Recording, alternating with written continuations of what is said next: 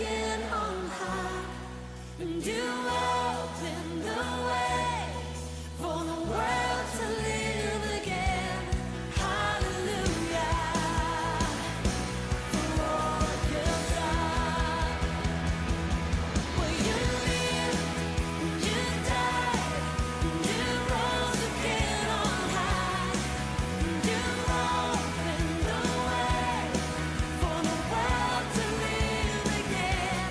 Hallelujah, for all you've done.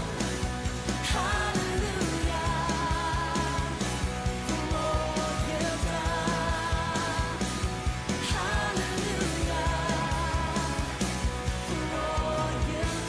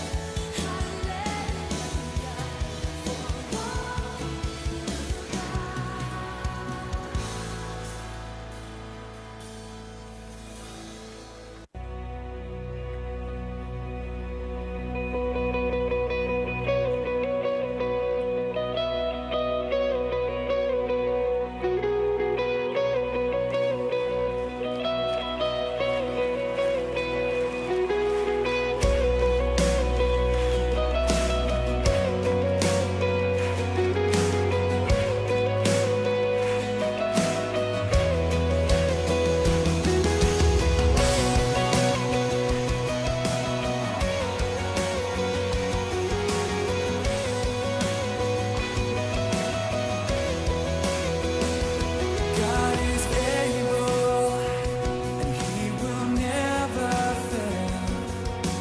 He is Almighty God, greater than all we see, greater than all we ask. He has done great things, lifted up, He defeated the grave.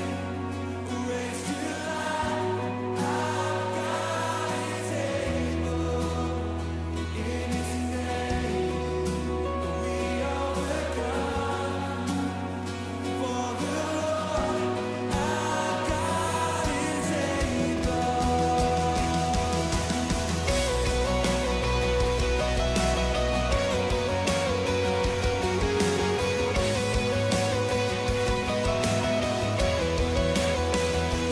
God is with us.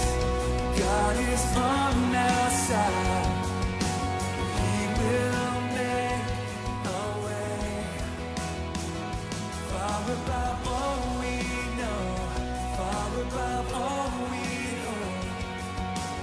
He has done great things, lifted up. He defeated the grave. Raised to life, our God is able. In His name, we overcome. For the Lord, our God is able.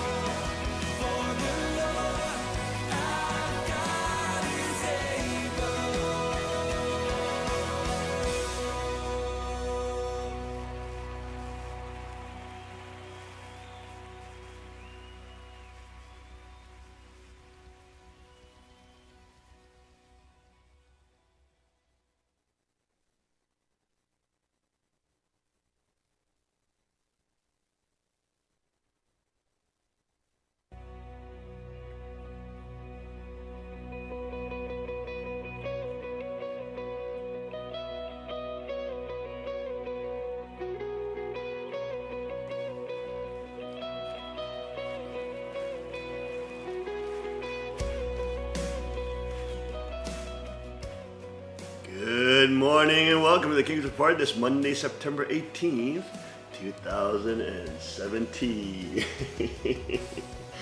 Wow, look at that, folks. Look at that. Look at that, folks. That is hand carved. Look at that. That's hand carved. A artist in Japan. This is Mr. Sato Ken brought this. But this is a hand-carved art piece. Can you believe it? You can actually see it, but look closely on this piece. This thing is hand-carved. This is not machine-carved.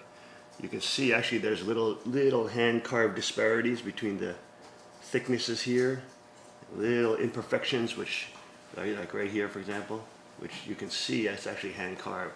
This is using like 4 different types of wood, including cedar, Japanese cedar, and walnut, and other types of woods. All these little things are actually hand-carved little wood pieces that the artist filled in between and then sanded off. You can actually feel them.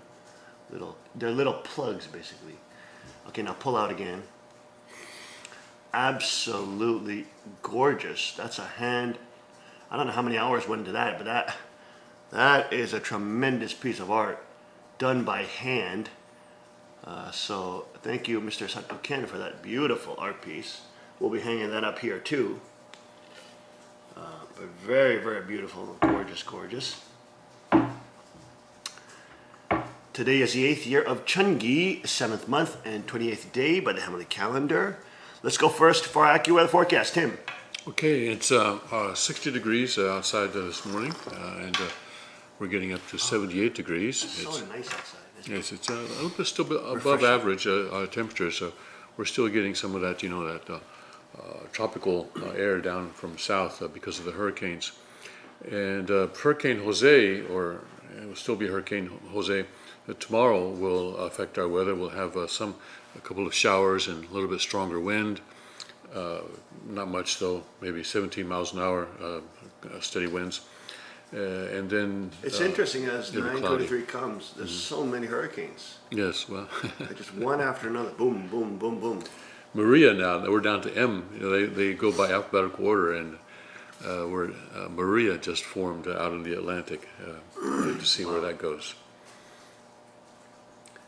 Okay, you heard it, folks. At least it's going in the right direction. That means a little cooler, a little relief from the hot and humid. Let's go to our Rima this morning. We are in the incredible Rima of Acts 9. The chapter is called Saul's Conversion. And Jesus, this is when Saul is on the road to Damascus, persecuting and arresting, trying to get people to arrest the followers of Jesus. As he was approaching Damascus on this mission, a light from heaven suddenly shone down around him. He fell to the ground and heard a voice saying to him, Saul, Saul, why are you persecuting me? Who are you, Lord? Saul asked, and the voice replied, I am Jesus, the one you are persecuting. Now get up and go into the city, and you will be told what you must do. The men with Saul stood speechless, for they heard the sound of someone's voice, but saw no one. Saul picked himself up off the ground, and when he opened his eyes, he was blind. So his companions led him by the hand to Damascus. He remained there blind for 3 days and did not eat or drink. Now there was a believer in Damascus named Ananias. The Lord spoke to him in a vision, calling Ananias. Yes, Lord, he replied. The Lord said, go over to Straight Street, to the house of Judas. When you get there, ask for a man from Tarsus named Saul. He is praying to me right now. I have shown him a vision of a man named Ananias coming in and laying hands on him so he can see again. But Lord, explained Ananias, I've heard many people talk about terrible things this man has done to the believers in Jerusalem, and he is authorized by the leading priest to arrest anyone who calls upon your name. But the Lord said, go, for Saul is my chosen instrument to take my message to the Gentiles and to kings, as well as to the people of Israel, and I will show him how much he must suffer for my name's sake. Wow. And there you go, folks. There is the tremendous conversion of Paul. Paul, of course, then becomes one of the magnates, one of the pillars, one of the heroes, one of the epic evangelists, the epic evangelist, to go and witness the nations and the Gentiles for the gospel of Christ. Wow. Now this is very important because as our guest a couple of weeks ago we had, Laura Nishitani, what's her name, Nishitani? Laura Nishitani, that was talking about getting involved in local politics, right? I think her name was Laura Nishitani, Nishitani. And getting involved in local politics, getting involved and getting back control from the federal bureaucracy in Washington by, volunteering in the beginning for different commissioners or chair positions, or not even that, just your local government. Also, she said to look at the local structure. What is the local structure? And then eventually, that we need patriots and we need sovereignty-based people to take over the Republican Party, kick out the neocons and the warmongers, and be able to bring back sovereignty. And as she was explaining, we can block a lot from Agenda 21, all those kind of things. She blocked Agenda 21 from coming into her own county. We can block the NDAA and have an NDAA-free county at some point. But it would be absolutely critical for us to, all sanctuaries, nationwide, and people in sanctuaries who are patriots and are able to stand for the principles of God, to run for office. So this is not only something we are doing here in Pike County, preparing to do and preparing to have our people volunteer and to run for office. This should be done in Oregon, and in Seattle, and California, wherever you're at. You should be preparing at this time to be used by God and to start taking back local control and run for office. Now you have all the demons that say you can't do this, you can't do that. We still are blessed to live in America. So anybody,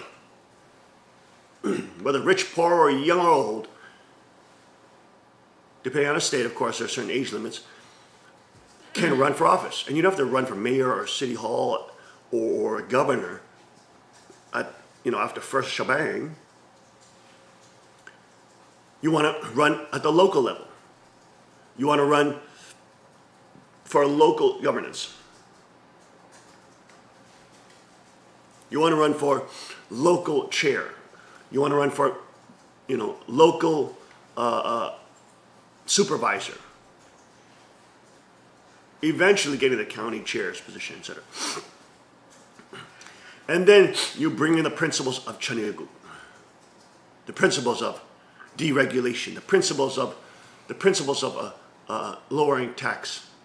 If you can get rid of it, that'd be even great, better. But you can't probably jump in on that because the establishment will probably whack you out. But you can start working on such things. We were talking about at the table after service. You can start introducing competition to the public school monopolies, allowing voucher programs in your local area, allowing people to have coupons that they can use because they pay taxes for their education, which they can use either for private institutions, charter schools, homeschooling, or public schools. And you introduce competition to the public school monopoly. And that's how you take power away from the federal control and the federal brainwashing power, even in the local areas, in order to support things as sovereignty or more sovereignty for people. You can start supporting and passing laws that would protect and exempt, for example, homesteaders, people who are doing homesteading and farming, agricultural business, to have exemptions. For example, you could pass at a local level that if you're a hog farmer, you don't have to comply by USDA regulations. Unless, as long as you're selling locally. So people can buy your hogs locally. You could have a warning label on that that says, they have to buy, this is, whatever. But right currently, for example, if you have a pig, you can't sell it to anybody unless it goes through a USDA factory. What that does effectively monopolizes the hog farmers and doesn't allow local people and local townspeople to have self-reliance and have the ability to buy hogs and with the excess they produce to sell and make money. There's, of course, federal plans to wipe out people who have self-reliance so that people become dependent on the grid and the system and the urban centers. You see what I mean? So we could start passing laws that introduce competition to the public school monopolies, give people incentives to homeschool, allow more freedom in homeschooling. We could also, for example, we could also say, okay, in our local area, we want our kids, even in public school, we're going to pass a law where the kids have to learn, for example, firearm safety classes.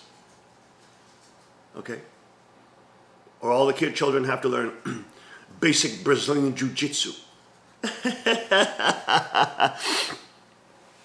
Okay? Instead of PE, useless PE class. Or even that they give the option of you can do PE or you can do Brazilian Jiu-Jitsu. You can do PE or you can do, and we can make firearm safety classes mandatory and introduce all the kids and get them into the shooting sports early. Because that will obviously breed responsibility, forward thinking, the idea of consequences because you can blow off your foot if you're not safe with your technique and your discipline. And it will build more conservative-minded people. Do you see what I mean?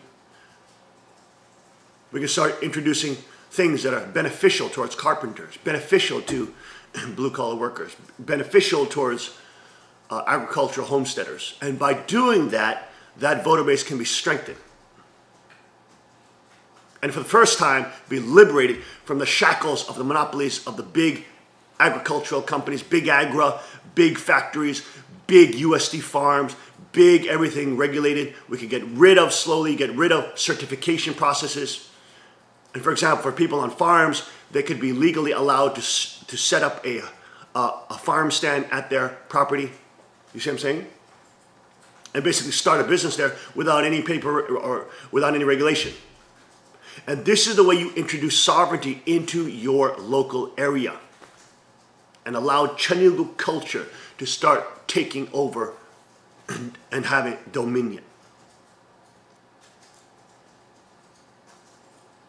The reality of the matter is the Founding Fathers are with the Chanigu Constitution.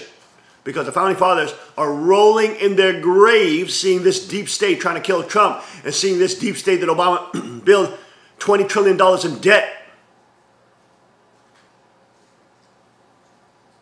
And all the things they warned against, we've done. And all the things they warned against, we've become. And all the things they warned against, and they prayed that we wouldn't become, we become. America has become a socialist nation.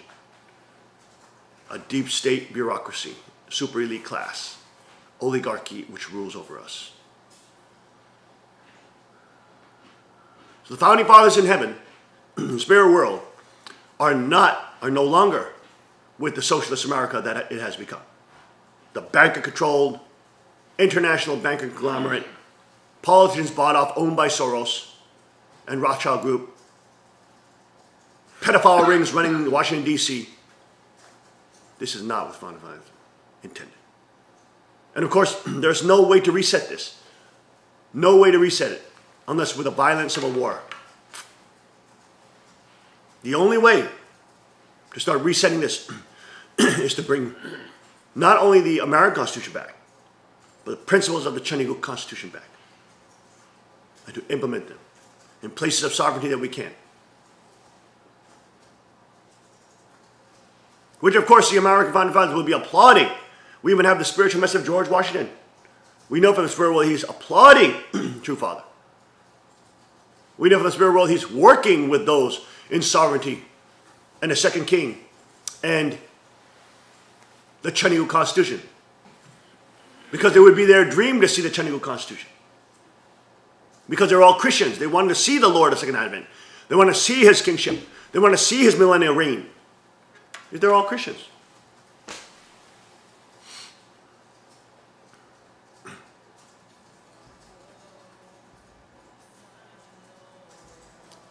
And imagine if in America, pockets of Chanigo can start appearing at the local level. As the people of that town have more freedom, more deregulation, easier to open businesses. Imagine if we can get rid of income tax, at least at the local level. Imagine if we can start breaking up the monopoly of the public schools, eventually getting rid of the public schools at the local level. Imagine if we can start saying we don't accept the NDAA or we're not following any federal orders of the NDAA. NDAA free zone here, NDAA free county, spreading around the world, country. And then further, as we progress and the base of sovereignty gets larger, you know what? No federal laws we will honor here. Getting back to state control. That's what America was supposed to be like. This can only happen by a people that have common mind, like spirit, like one in body. Connected by the King of Kings and by the Constitution of China. Which will afford even more freedom. And of course, block the road towards any potential of socialism, communism, political Satanism to take over.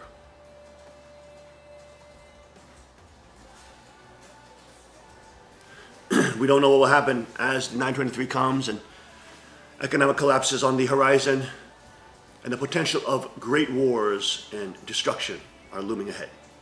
But what we do know is that we must become politically active. What we do know is All Sanctuary, you now have a mission to start taking over local control. You now have a mission to start bringing sovereignty to your local area. You start bringing the principles and culture of Chanigo to your land. Start preparing for the pockets of sovereignty that God will prepare, so that the Chanigo civilization can spread as a fruition and culmination of the gospel of the kingdom of God. We'll be right back after the short break. Stay with us.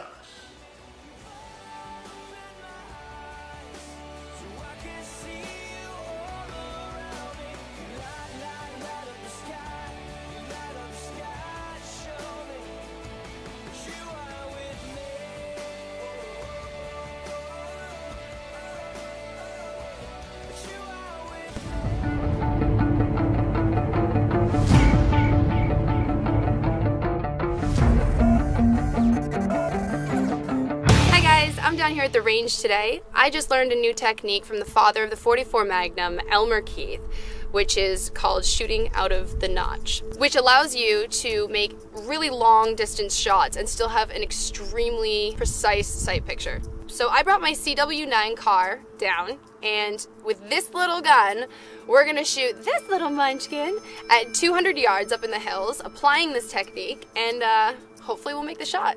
To apply this technique, instead of using the blade of the front sight lined up with the top of the rear sight, I'm going to take the dot of the front sight and raise it up so that it's out of the notch, but I'm still going to keep the front sight on my target.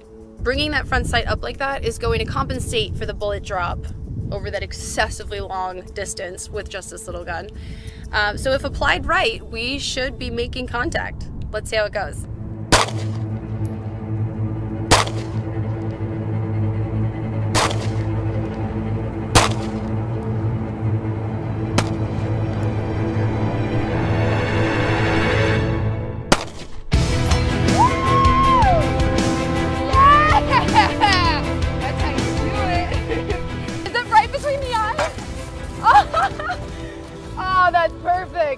I saw this shot, so I'm a little bit out of breath because you gotta run to make sure that is what I thought it was, and it was. So while making this shot, from that distance with these white dot sights, it literally would cover the entire target. You couldn't see what you were shooting. So using the Elmer Keith technique, you were able to raise it out of the back notch. I can't breathe. Out of the back notch, allowing you to keep your accuracy, aim, and also still see the target, which is key because it was a hard shot, not gonna lie. But yeah, it went great, and Elmer knows what he's talking about. And for such a small gun to be able to take that hit, I'm very impressed with this. All right, guys, be sure to like and share, and I'll see you out on the range. That was awesome. Hey, can I try that one? Yeah, let's see with the 380. Does everybody have eyes and ears?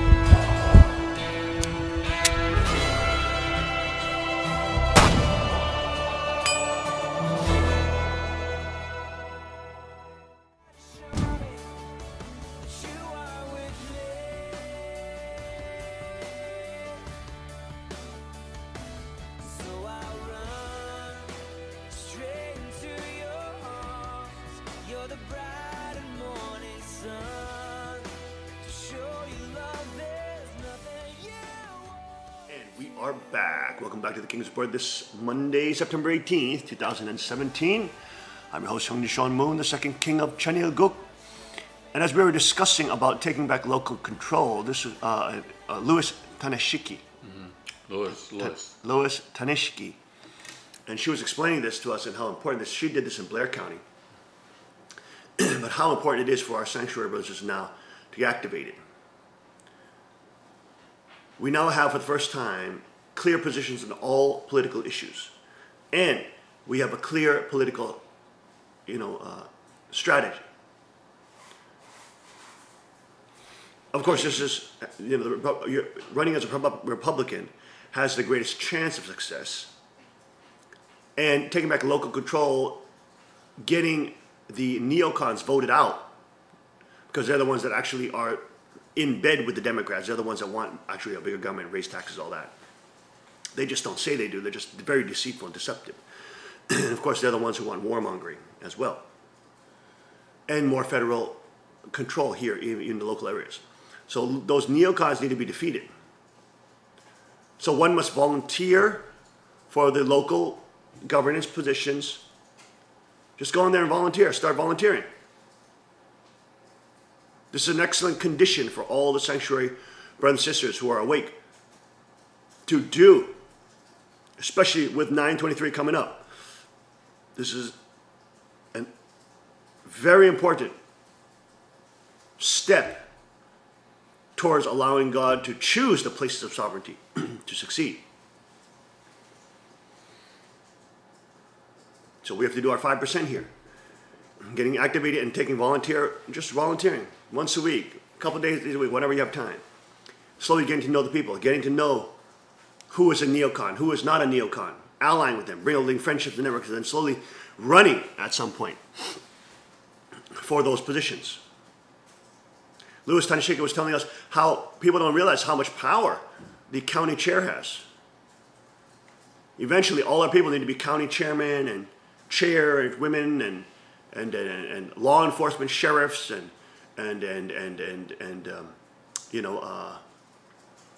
chiefs, police chiefs. That police militia culture, people who are young people, should get into law enforcement. If they have political talents and are willing to get roasted all the time and being hounded by the media, they should get into politics. For example, here in our community, Gideon Rauchi is thinking about praying about also writing for politics, volunteer for politics, things like that. So these are not things we're just talking about. These are things that our community is actively doing. So other sanctuaries around the world watching this broadcast, etc., you should be thinking about these very important conditions to be made, especially before 9/23, to start volunteering at your local level. It's not only enough to do your prepping, because we have to also protect our communities in which we are prepping, in which we are setting up homesteads, in which we are doing those kind of things, and setting up businesses and entrepreneurship. So we must not completely just withdraw from the world, especially when we are the only body, Christian body, basically on this planet now, which is so politically clear about what the kingdom will be like, so politically awake and active, even to our young people, especially if they're watching the King's sermons and King's Report stuff regularly. The young people will also be awake. So it's important to get those young people to kick out the neocons and to take over the Republican parties. And to bring in the principles of Chaniguk, the civilization principles of Chaniguk. Protecting homesteaders, protecting preppers, protecting people who want to start small businesses and getting rid of the stupid certification processes. Letting farmers create farms on their homestead. Letting people set up barber salons in their barber shops in their backyard porch, you know. Slowly moving towards that. Breaking up the public school monopolies. Letting people have more homeschooling rights. Letting people have voucher systems where they can choose private schools, charter schools, homeschools, and still get a tax voucher for that. You know, allowing these principles of competition to come in and break up the federal monopolies. Especially as they're brainwashing your children to be gender confused and have gender dysphoria and think that they're transsexual and agender and creating gender neutral bathrooms where they want girls to be hounded by predator men who are saying that they want to be, that they're a woman, they're a girl, so they want to shower with naked teenagers. You are the one that can stop this insanity. Okay? So for sanctuaries worldwide, and our sanctuary brothers and sisters worldwide who stand under Father's authority, you have to understand, we've been talking about in Sunday service, you have to understand your authority that God has. Spirit will is behind you. Remember, Father made you get active politically and tried to make you guys all run for office. Remember that? This is now the fruition of that. You've already had that training. Even though you didn't know what you're doing. Now your positions on all things are clear. You know, you have a clear plan. You got to go in and you have to slowly run against the neocons and replace them with sovereignty people. And our people communities have to get in and start protecting the civilizations of people around. And you'll have great support with gun owners, and you'll have great support with hunters and homesteaders and preppers and all the people who are doing self-reliance and are independent from the grid and the system and the establishment and the matrix.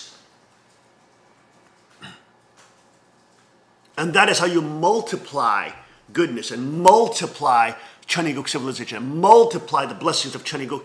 Not only so they're upon you and you understand these things and dream of them in your heart, but that you're actively setting the stage at 5% so that God can choose where sovereignty will become. Does that make sense? Mm-hmm. It's about your kids training people in militia, not only talking about it, getting your kids trained Brazilian Jiu-Jitsu and firearms safety and stuff like that. Going to law enforcement schools. We need a lot of young people going to law enforcement, becoming the chief and sheriffs that will stand up like Joe Arpaio and say, no, we're not going to abide by that crazy federal law. Imagine we have those kind of sheriffs showing up all over the country. What's the Fed going to do? The local law enforcement, the local sheriff offices get taken over by sovereignty and patriots and that are kicking out the neocons who just want big government, more big government, big government, big government, big government. We have law enforcement that is actively there for the people, not some sitting army, but is there to serve. Like in the 1950s, your fellow police officer would walk around town, everybody would know him by name. Hey, Joe, how you doing? Oh, I'm doing fine, Lisa, I'm doing fine, thank you. You would actually walk around town, not patrolling these intimidating black cars with blacked out windows and blacked out lights and police written in, Batman letters on the side to look badass. This is not this intimidating presence. It's not a comforting presence. And law enforcement should be like that. It should be your friendly local law enforcement officer, not some federal officer that is monitoring you. So we have to get back to that real law enforcement culture where they're here to really serve and protect the people and not be an intimidating sitting army force. And how we do that is get the young people who are training people to be militia to get into law enforcement and eventually become the chief, become the sheriffs, and also through law enforcement actually obtain the power of legal powers of arresting people and fighting against actual crime. So they hold true legal authority in the land. To able to do enforcement of the law.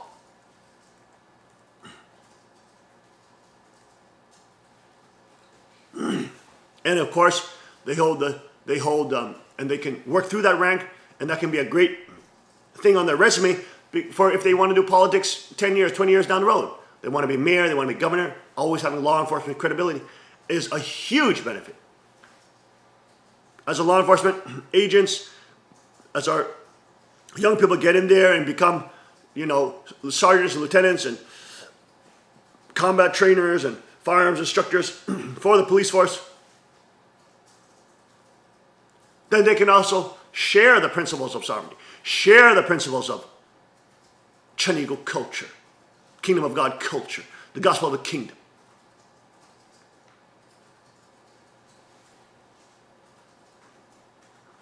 They can spark within the Christian the understanding of becoming kingships. The nations be ruled with the crowns and the crowns of God and the rod of iron. There can be law enforcement that is helpful and that is supporting people to be armed. Not like the decrepit law enforcement in Berkeley that is trying to monopolize all force. Those kind of law enforcement are a shame to America.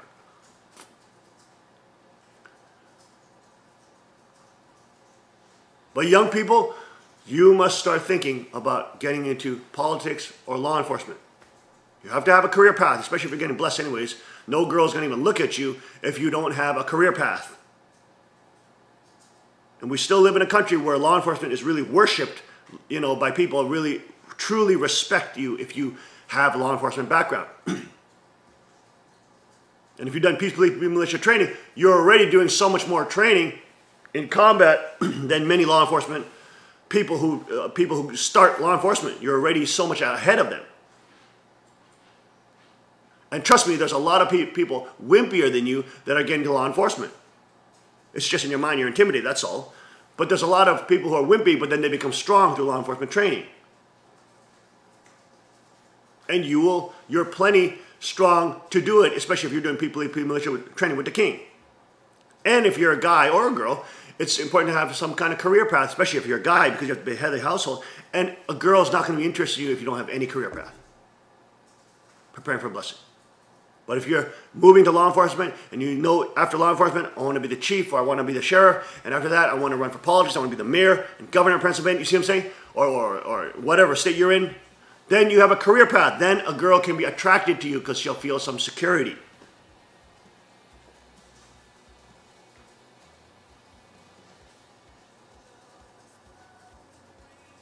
So this is a very good condition for all sanctuarians to start taking over the Republican Party back to sovereignty, property ownership, gun rights, deregulation, entrepreneurship, prepping, homesteaders, farmers getting more benefits, more exemptions from federal law that are trying to put them out of business, and let Chanigo culture flourish.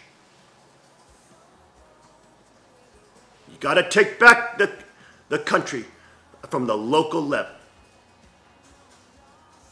Right now, it's only those in the complete New Testament gospel that are preaching the true gospel of the kingdom, that are standing with the Constitution of Chanigo and the kingdom and civilization of Chanigo, that can take back the local control from the leftist, lunatic, socialist commies and the big government Republicans who are the neocons who collude with them, and to bring pockets of sovereignty to this world. Rise and stand and fulfill your conditions. Stand for the kingdom of God. We'll be right back after the short break. Stay with us.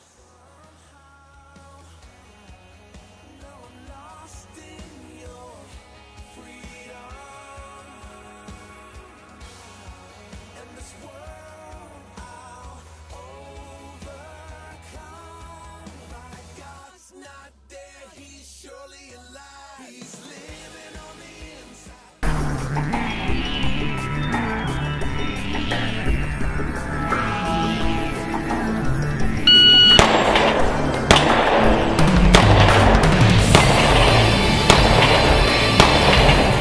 658.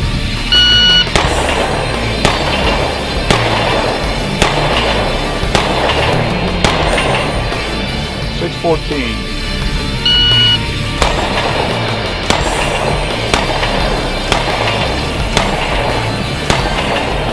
646.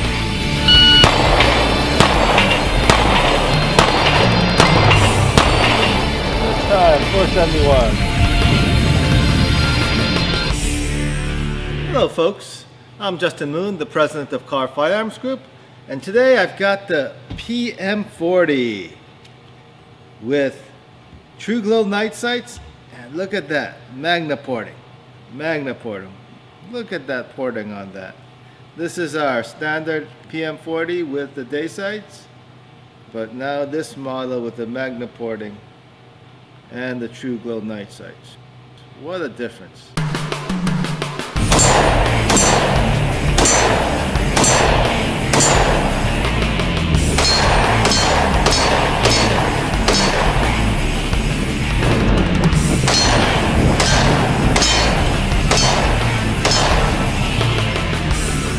The 40 caliber PMs have a reputation for being quite a bit of a kicker. They do kick a lot. And so we put the Magna porting on these PM40s, and boy, what a difference does that make. It really makes this PM40 shoot a lot softer, reduces the muzzle flip, the recoil comes straight back into you, and becomes a very manageable pistol.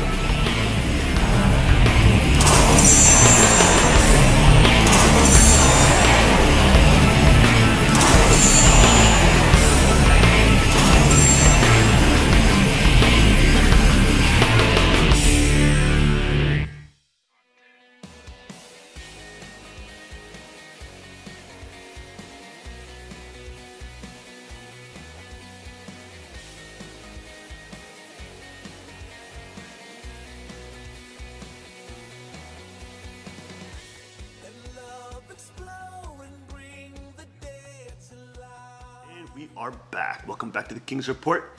This Monday, September 18th, 2017. Second King reporting to all the kings and queens of Cheongguk, live from the Cheongguk Palace.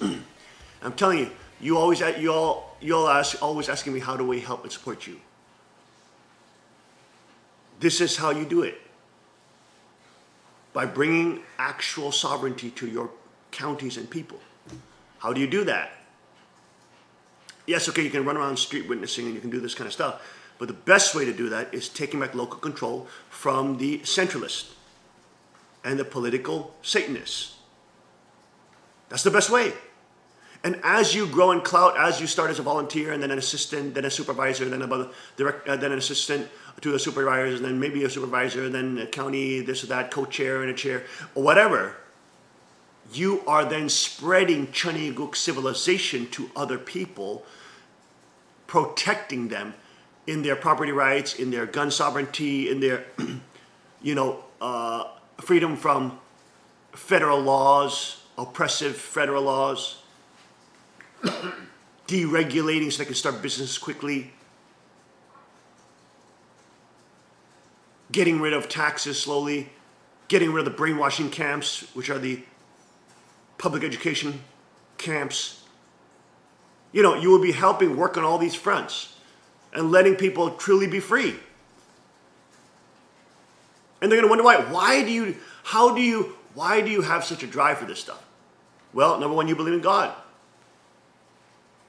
Well, number two, you have a wonderful church community.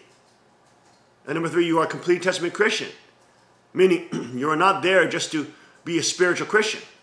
You're there to affect true change for the kingdom of God on earth, to actually let God build the kingdom through his people and substantiate his kingdom on earth.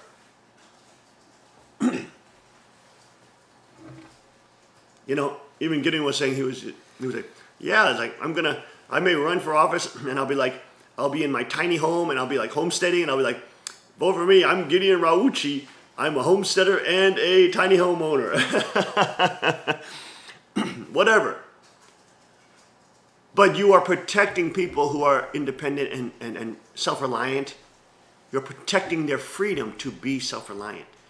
without all this ridiculous spying and intrusion and all this Big Brother ridiculousness. I'm looking at the WikiLeaks. This is absurd. They're in the WikiLeaks, okay? You have Apple computers and all these high-tech companies colluding with the government, and the government literally is calling the iPhone Big Brother.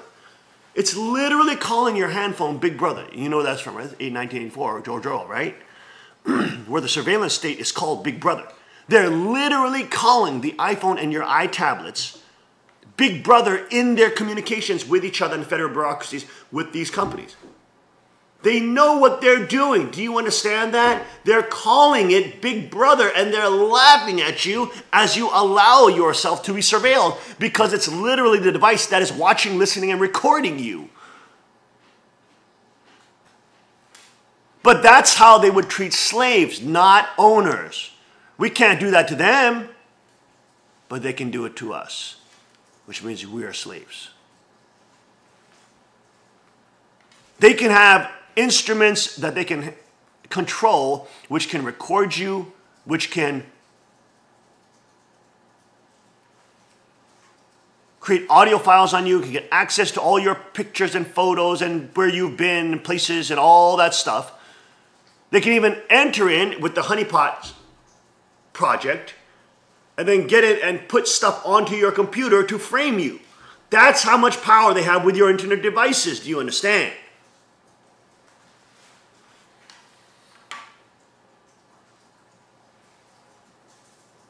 That is not a free citizen. That is a citizen who's having his rights violated. But again, they make you sign the I agree to terms and conditions, which allow them, because it's 1 million pages long and nobody's going to read it, allow them to do that legally. You have to understand how you're being screwed and raped to say stop.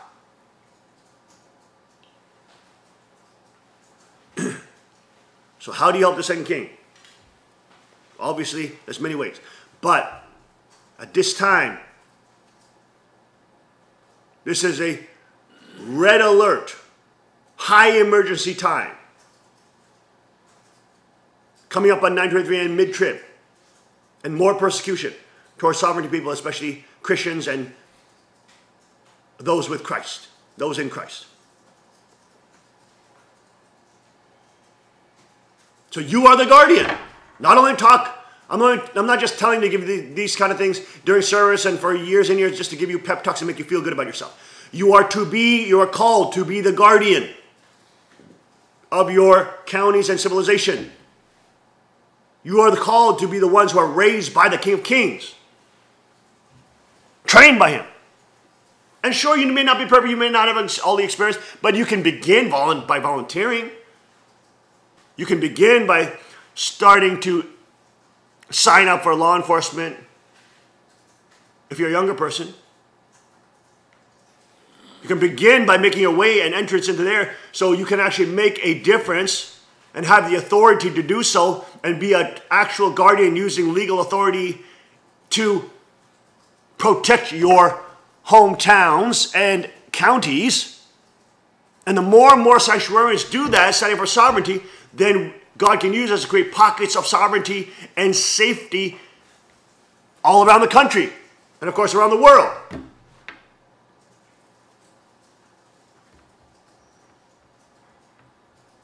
You've already been given the crowns by the second king. You were very encouraged to have the rod of iron. Now it's time to stand in your authority. To work with those Christians and work with those people, able-centered people on the ground, to kick out the neocons and the centralists and the political Satanists, and to take local control. Take back the control that should be with the people. God's not done with you yet, all you 60-year-olders and 50-year-olders. Stop trying to retire. When did Father retire? He's been whipping your head off from spirit world. You're not going nowhere. Father said, hey, don't you think about retiring. You ain't going nowhere, fool. You're no fool. Get your booty running. Start being the actual daddy of the community and the county. And start protecting it like the father protects his children.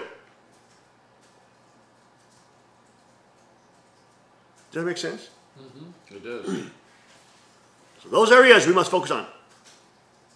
Volunteering for your local governance and then eventually running for offices. And number 2, young people who are doing people militia, entering into law enforcement, working with your law enforcement agents, being humble, and and as you create a culture of many blessed children going into law enforcement, then those children can start shaping the community, shaping the law enforcement community, talking about in their coffee breaks and from when they're starting and volunteering or whatever, talking about freedom, talking about sovereignty, getting to know the cops, getting to know the chief, getting to know the sheriffs, and loving your citizens, protecting them, being the cop that everybody knows and is friendly and that actually walks around and meets people, not just drive around in scary looking patrol cars. Why don't you be that cop that greets the local citizens, that has boots on the ground, and you're not there to oppress people. People know you're there to protect them. Why don't you be that cop that skateboards around and says hi to everybody? Or that rides a bike and you can get your workout on and you can be closer to the people instead of riding around in these black cars. I hate these black cop cars. They're ridiculous. They build fear. They look like Batman cars. Have you seen these? In New York, yes. They are absurd. Pennsylvania, they're white. In New York, They look like some freaking Batman car ready to kill you. It's ridiculous. That's not what the cops are supposed to be doing. They're not supposed to be a standing army intimidating force. They're supposed to be a loving, supportive service for the people there. They're not supposed to breed fear into local communities and take orders from a federal bureaucracy from unknown locations. They're supposed to be your local cop that walks around in the morning and while you're having your coffee on your porch, you say, "Hey, Tim, how you doing? Hey, Mrs. Elder, how are you doing?" That's how they're supposed to be.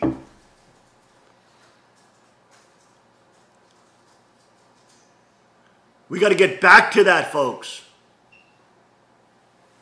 Think about it. The Christians are not doing this. They're completely politically brain dead because most of their churches are now state-run. They receive federal funds. And don't even get me started on the Catholic Church. You know that they're teaching liberation theology and the biggest pedophile network, one of the biggest pedophile networks in the world.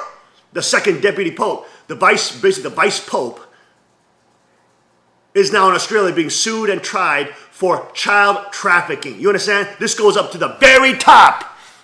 So don't expect them to do anything for sovereignty. And the Protestant churches, most of them are run and getting federal grants and programs. They're state-run.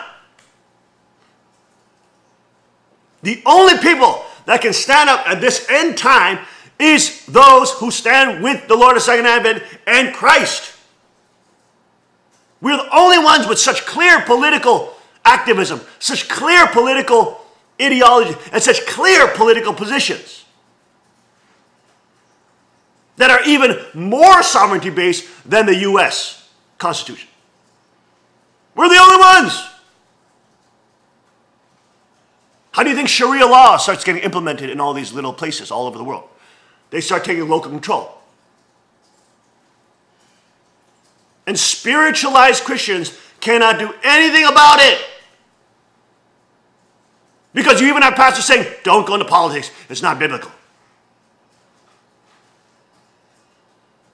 Whereas they're supposed to obey the officials because God has put them in place. Romans 13. You got these kind of state-run brainwashing Christians who are brainwashing their flock to not be active.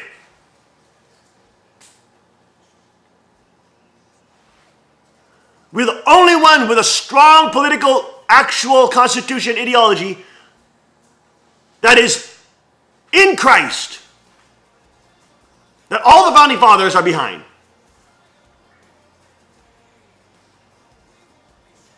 that brings sovereignty to the people and the rights of kings to the people,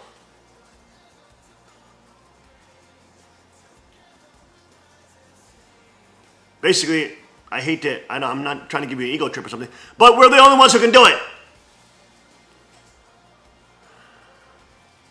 So while you're prepping and while you're preparing and doing those kind of things, good. But at the same time, go out.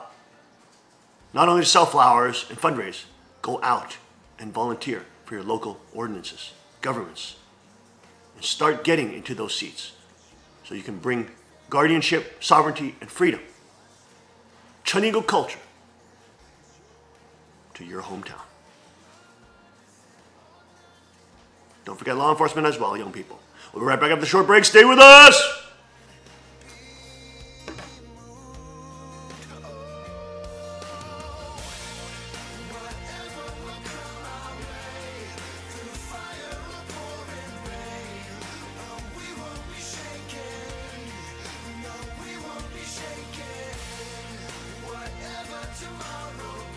Car Arms, Magnum Research, and Auto Ordnance. The Car Firearms Group. With a diverse product line that blends American craftsmanship with cutting-edge technology. It's no secret why gun enthusiasts choose Car Firearms Group. From the Desert Eagle and Baby Desert Eagle made famous by Hollywood. The history of the 1911 and the Tommy gun. To the best in compact concealed carry. Car Firearms Group is not only the first name in personal defense, it's a name that has earned the respect of gun enthusiasts around the world. Concealment, innovative technology, value, accuracy, and history. Car Firearms Group. Made in the USA. Visit car.com today.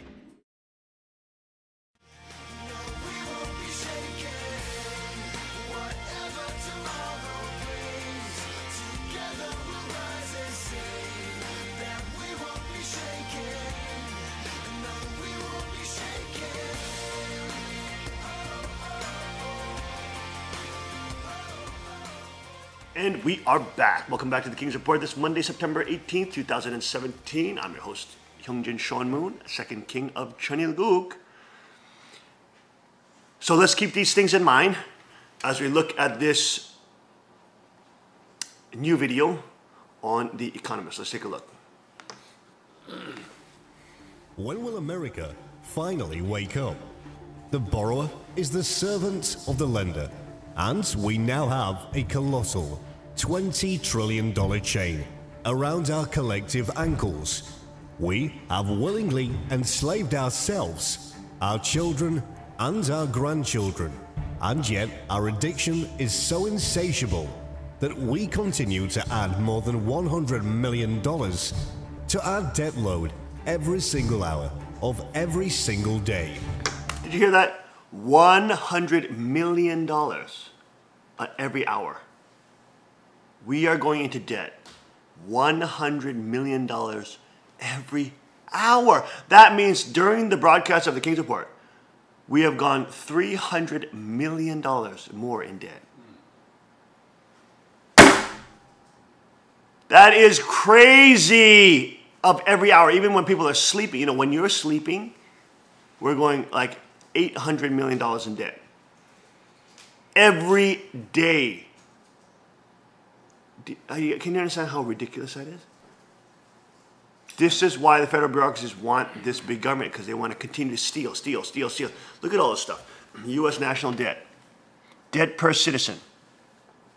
U.S. federal tax revenue. Medicare, Medicaid, Social Security, defense, war, federal pensions, net interest, income security. I mean, look at this. Ridiculous. All right, let's get back to this. National debt is sitting at a grand total of $20 trillion, 162 billion, 176 million, 797,904.13 dollars.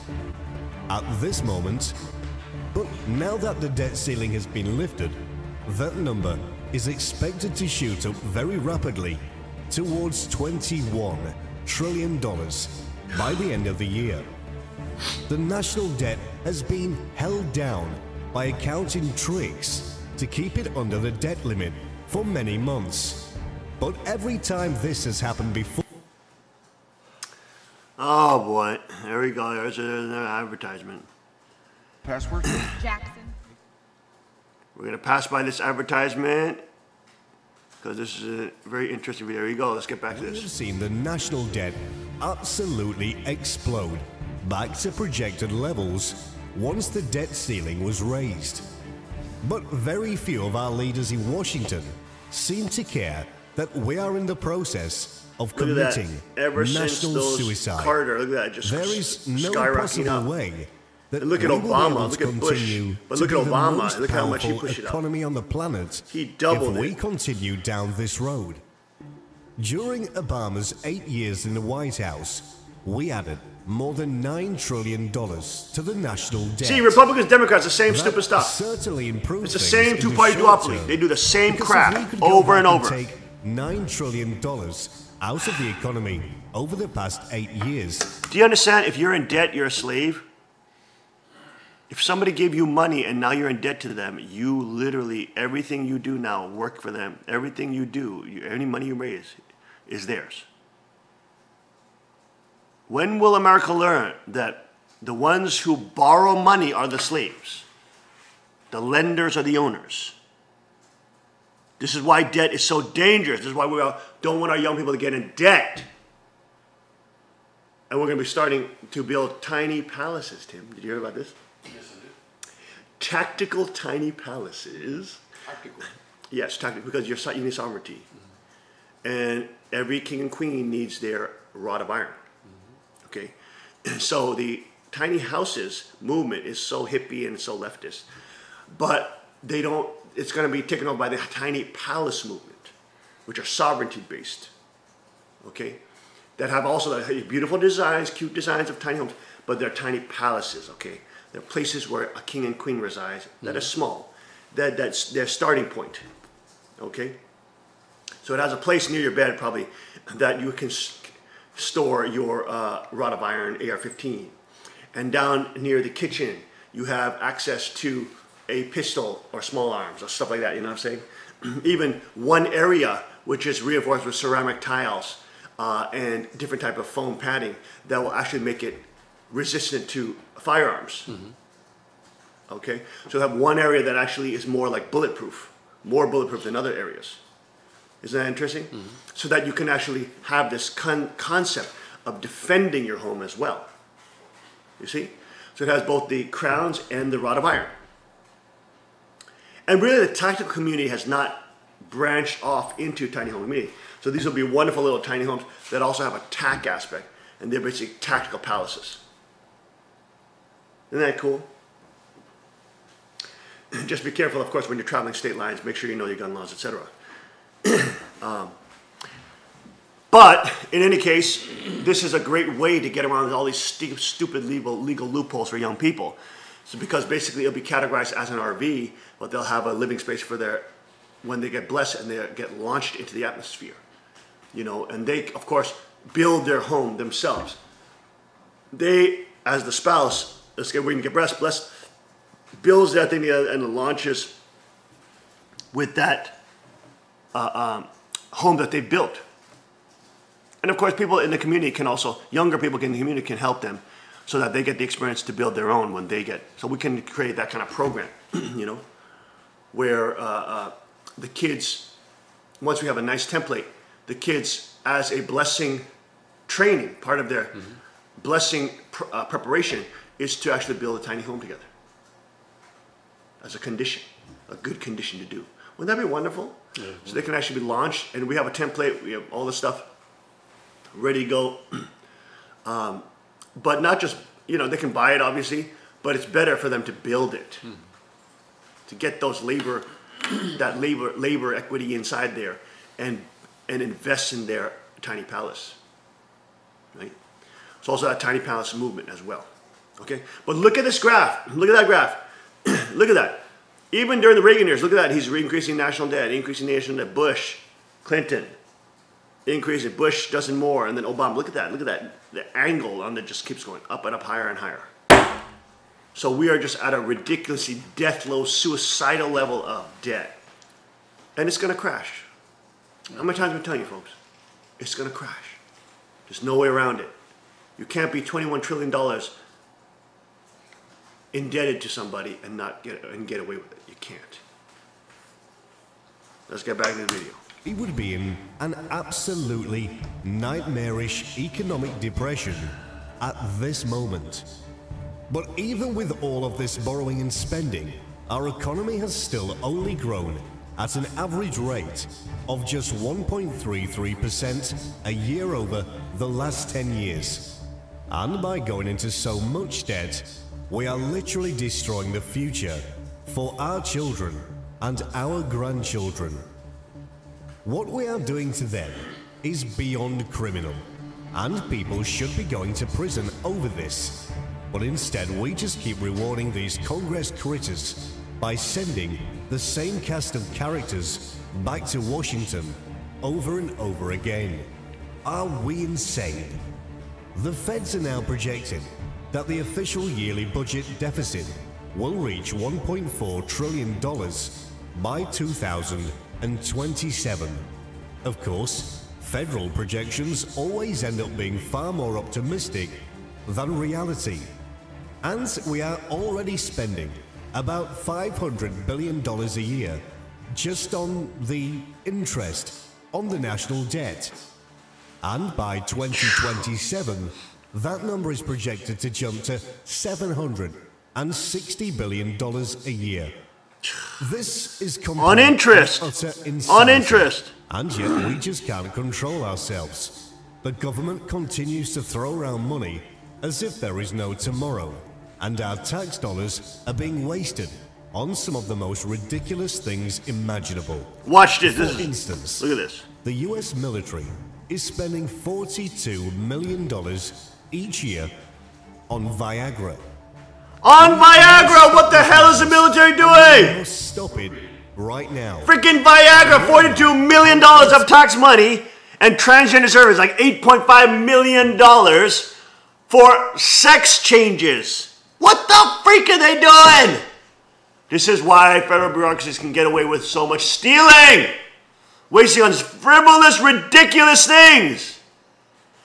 Why are they trying to get military men to have boners, spending $42 million? What the hell are they doing? Do you see why people militia is so important? This is out of control federal bureaucracy, militaries, and law enforcement. It's ridiculous. Spending and wasting money that they've stolen from the taxpayer. This is absurd. In the Houston Chronicle made this point. Tax and spend politics. I mean, you can't get any more ridiculous than that. Just ridiculous. Totally insane. How can you be spending $42 freaking million on stupid Viagra for the military? What the hell are you talking about? That is ridiculous. And that girl ain't no wrestler. All right, let's get back to this. This is ridiculous. Jeez. Tax and spend politics are bad, but borrow and spend is worse. While we have some control over whether our lawmakers raise taxes, our children and grandchildren don't get a vote on whether we burden them with debt. Over the long run, huge government debt takes cash out of the economy and drives up interest rates, slowing economic growth and hurting private enterprise. Why is Trump making stupid Pelosi and Schumer happy by raising the debt ceiling? The debt ceiling in the bud, and then get to going against what he said as candidate Trump. Will we ever learn? Since the beginning of our nation, many of our most prominent statesmen have been warning about the dangers of accumulating government debt.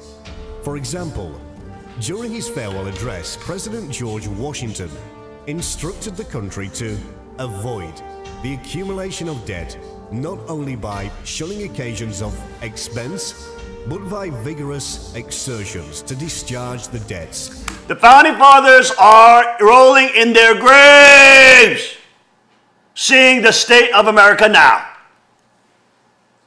This is absurd. They are praying for Chanigo to come. You understand? No throwing upon posterity the burden which we ourselves ought to bear.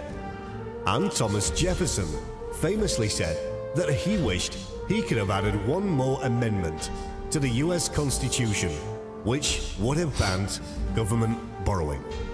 I wish it were possible to obtain a single amendment to our Constitution.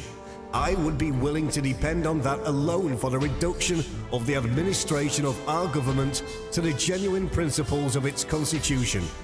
I mean an additional article, taking from the federal government the power of borrowing. This is one of the primary reasons why we must abolish the Federal Reserve System.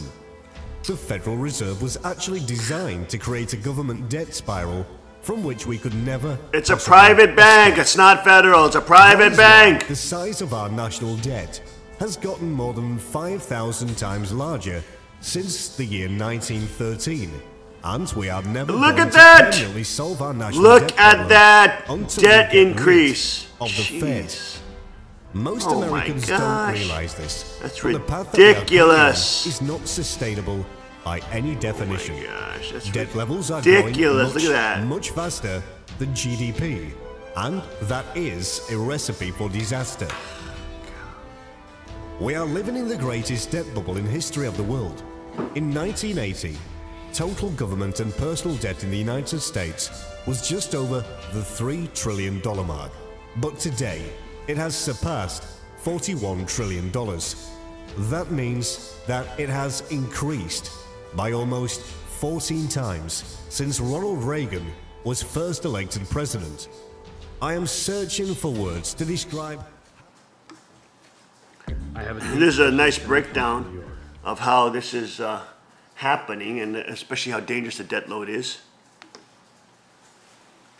Let's get back to that. I am searching for words to describe how completely and utterly insane this is. But I am coming up empty.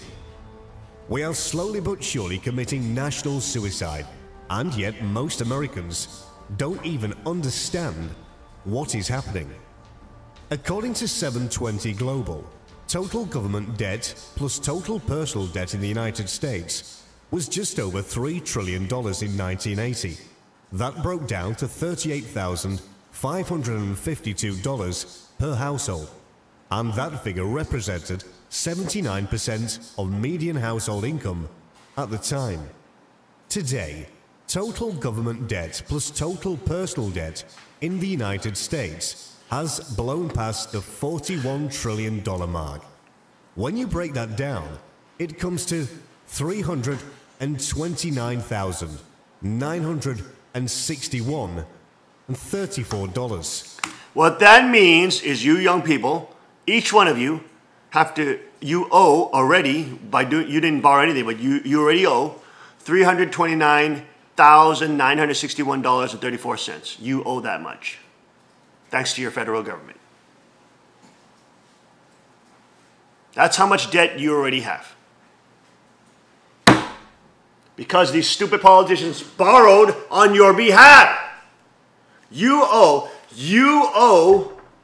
a bank $329,961.34. Do you see that? That means Misha right here owes $329,961. $329,961.34 when she was born. Maybe a little less when she was born. But if she was born now, that would be how much she owed. That means Shimon owes $329,000, $961.34. Do you see how screwed you are? How can young people even begin to thrive with already a personal debt of that much, even though they didn't even start their schooling yet or whatever? This is absolutely absurd. This is suicide. Go ahead.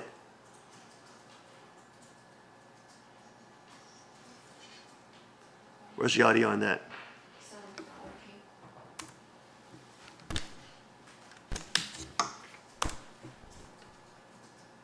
Are the most optimistic that they have been in many years, and most of the talking heads on television seem to believe that the party can go on indefinitely. But that is simply not possible. And the same thing is true from a global perspective as well. The following comes from Chris Martenson.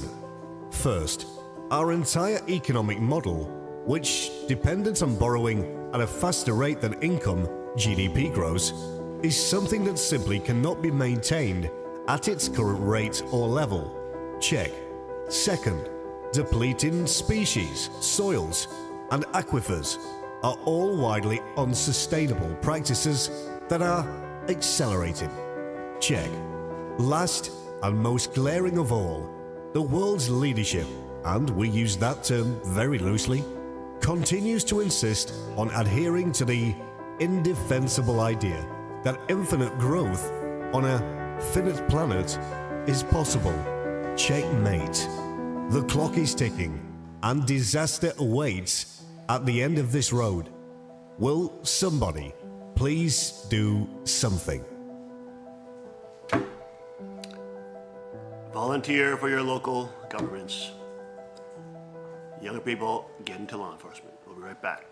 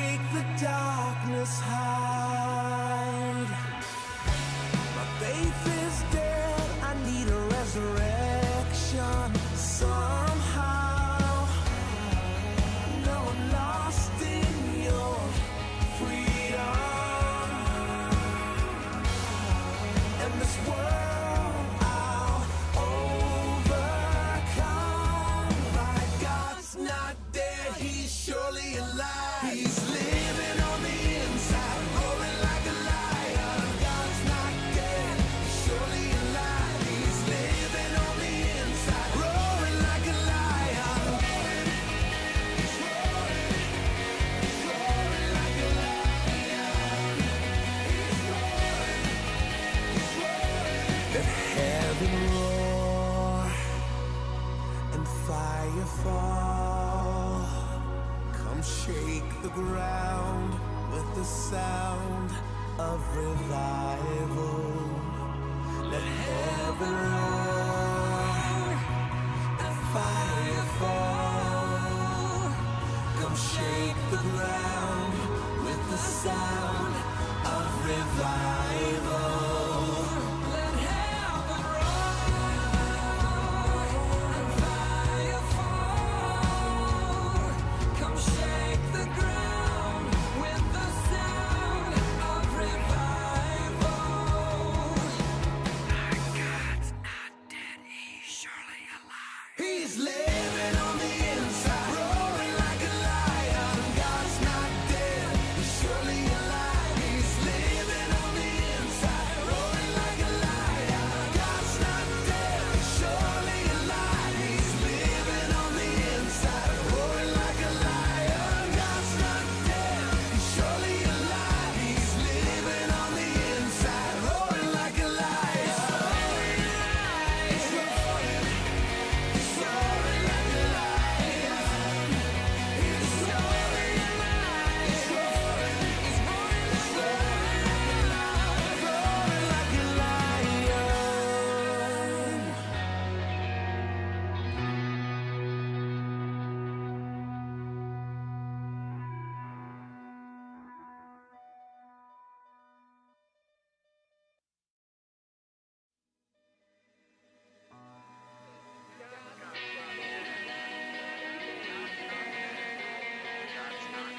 God's not dead.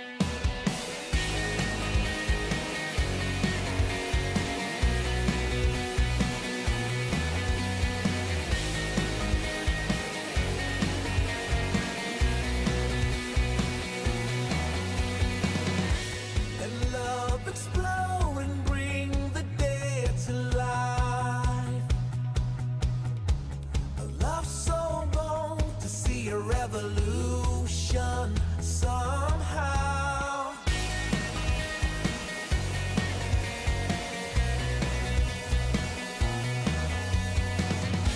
Let love explode and bring the dead to life. A love so bold to bring a revolution somehow.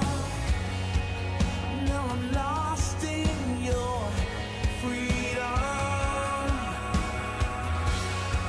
and this world I'll overcome. My God's not dead, he's surely alive. He's living on the inside, roaring like a lion. God's not dead, he's surely alive. He's living on the inside, roaring like a lion. He's roaring, he's roaring like a lion.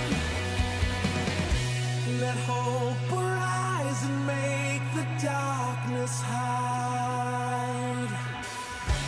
My faith is dead, I need a resurrection somehow. Now I'm lost in your freedom, and this world I'll overcome.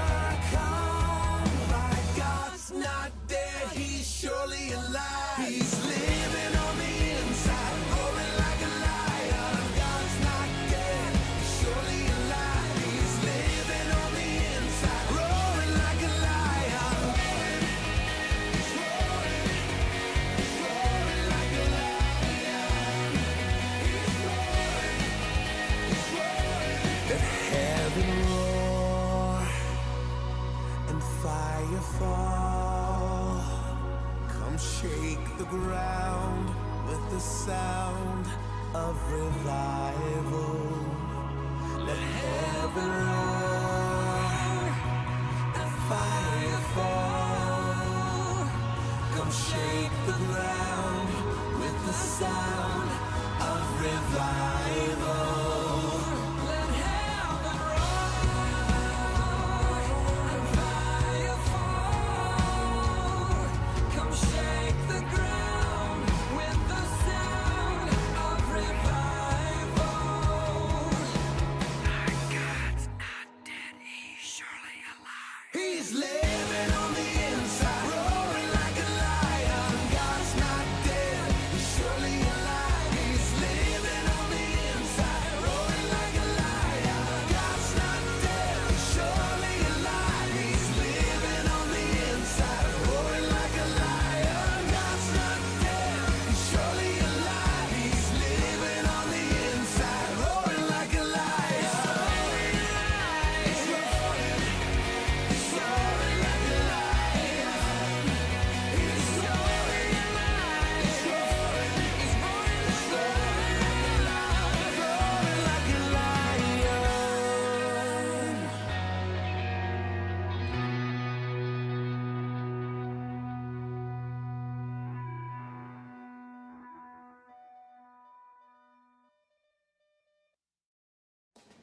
I know your heart been broke again.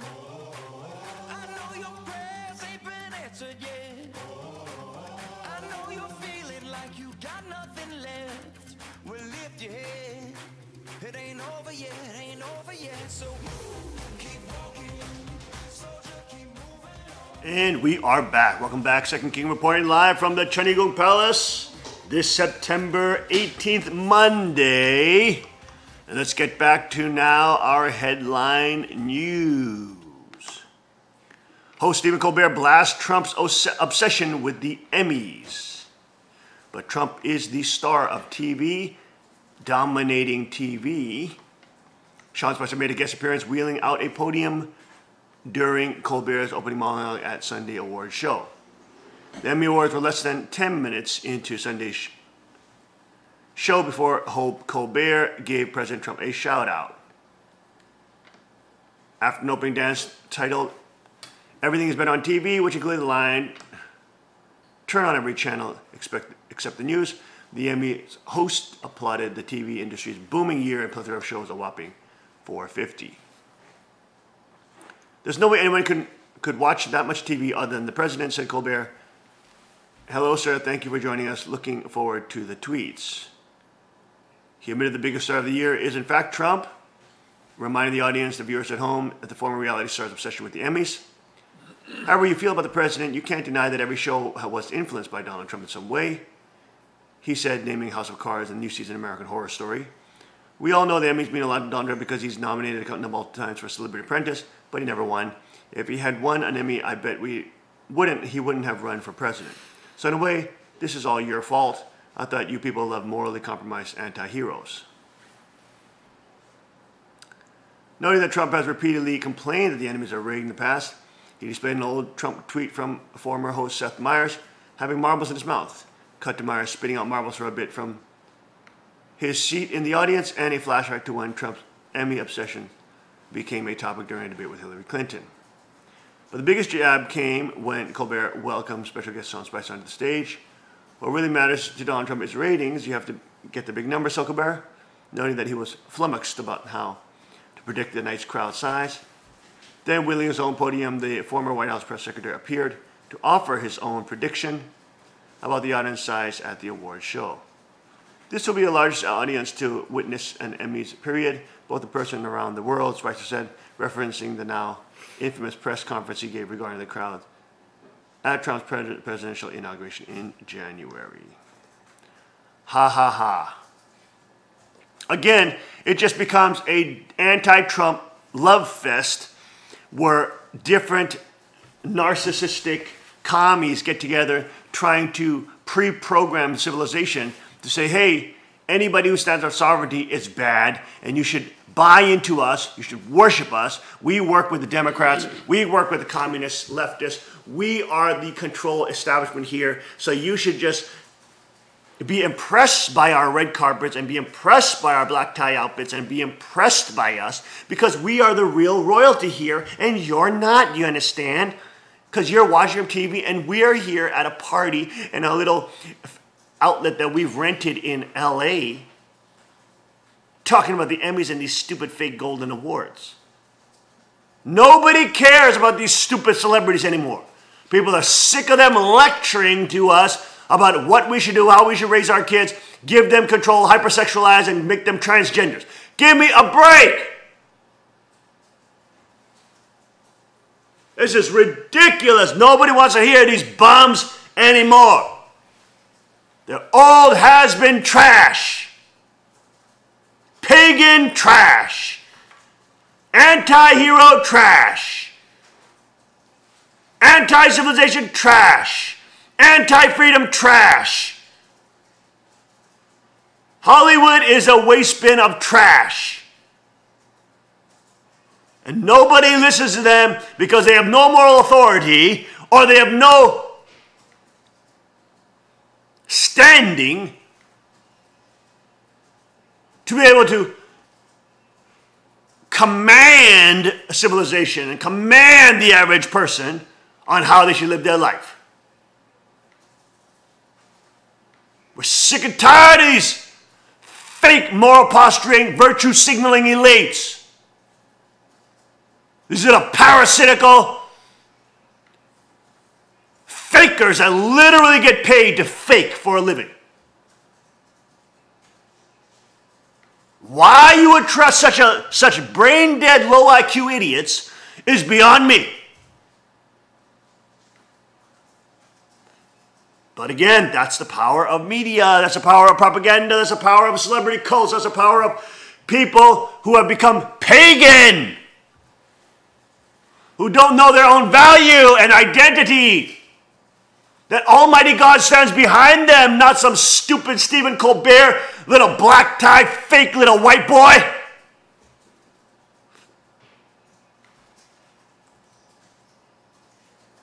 We're sick of those fools.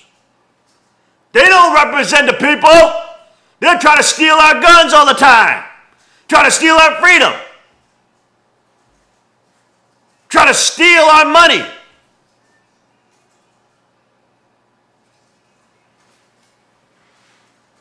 Through the stupid tax farm of the federal government and the leftist lunatic party.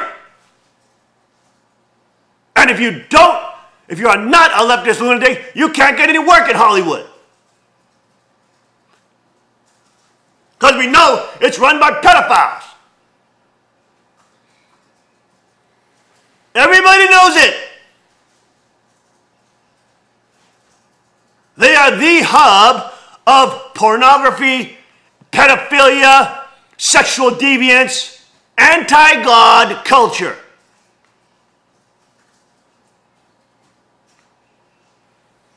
And all they got is stupid special effects to bamboozle the audience by branding circus that they're somehow gods and they have special powers and they imagine they're special.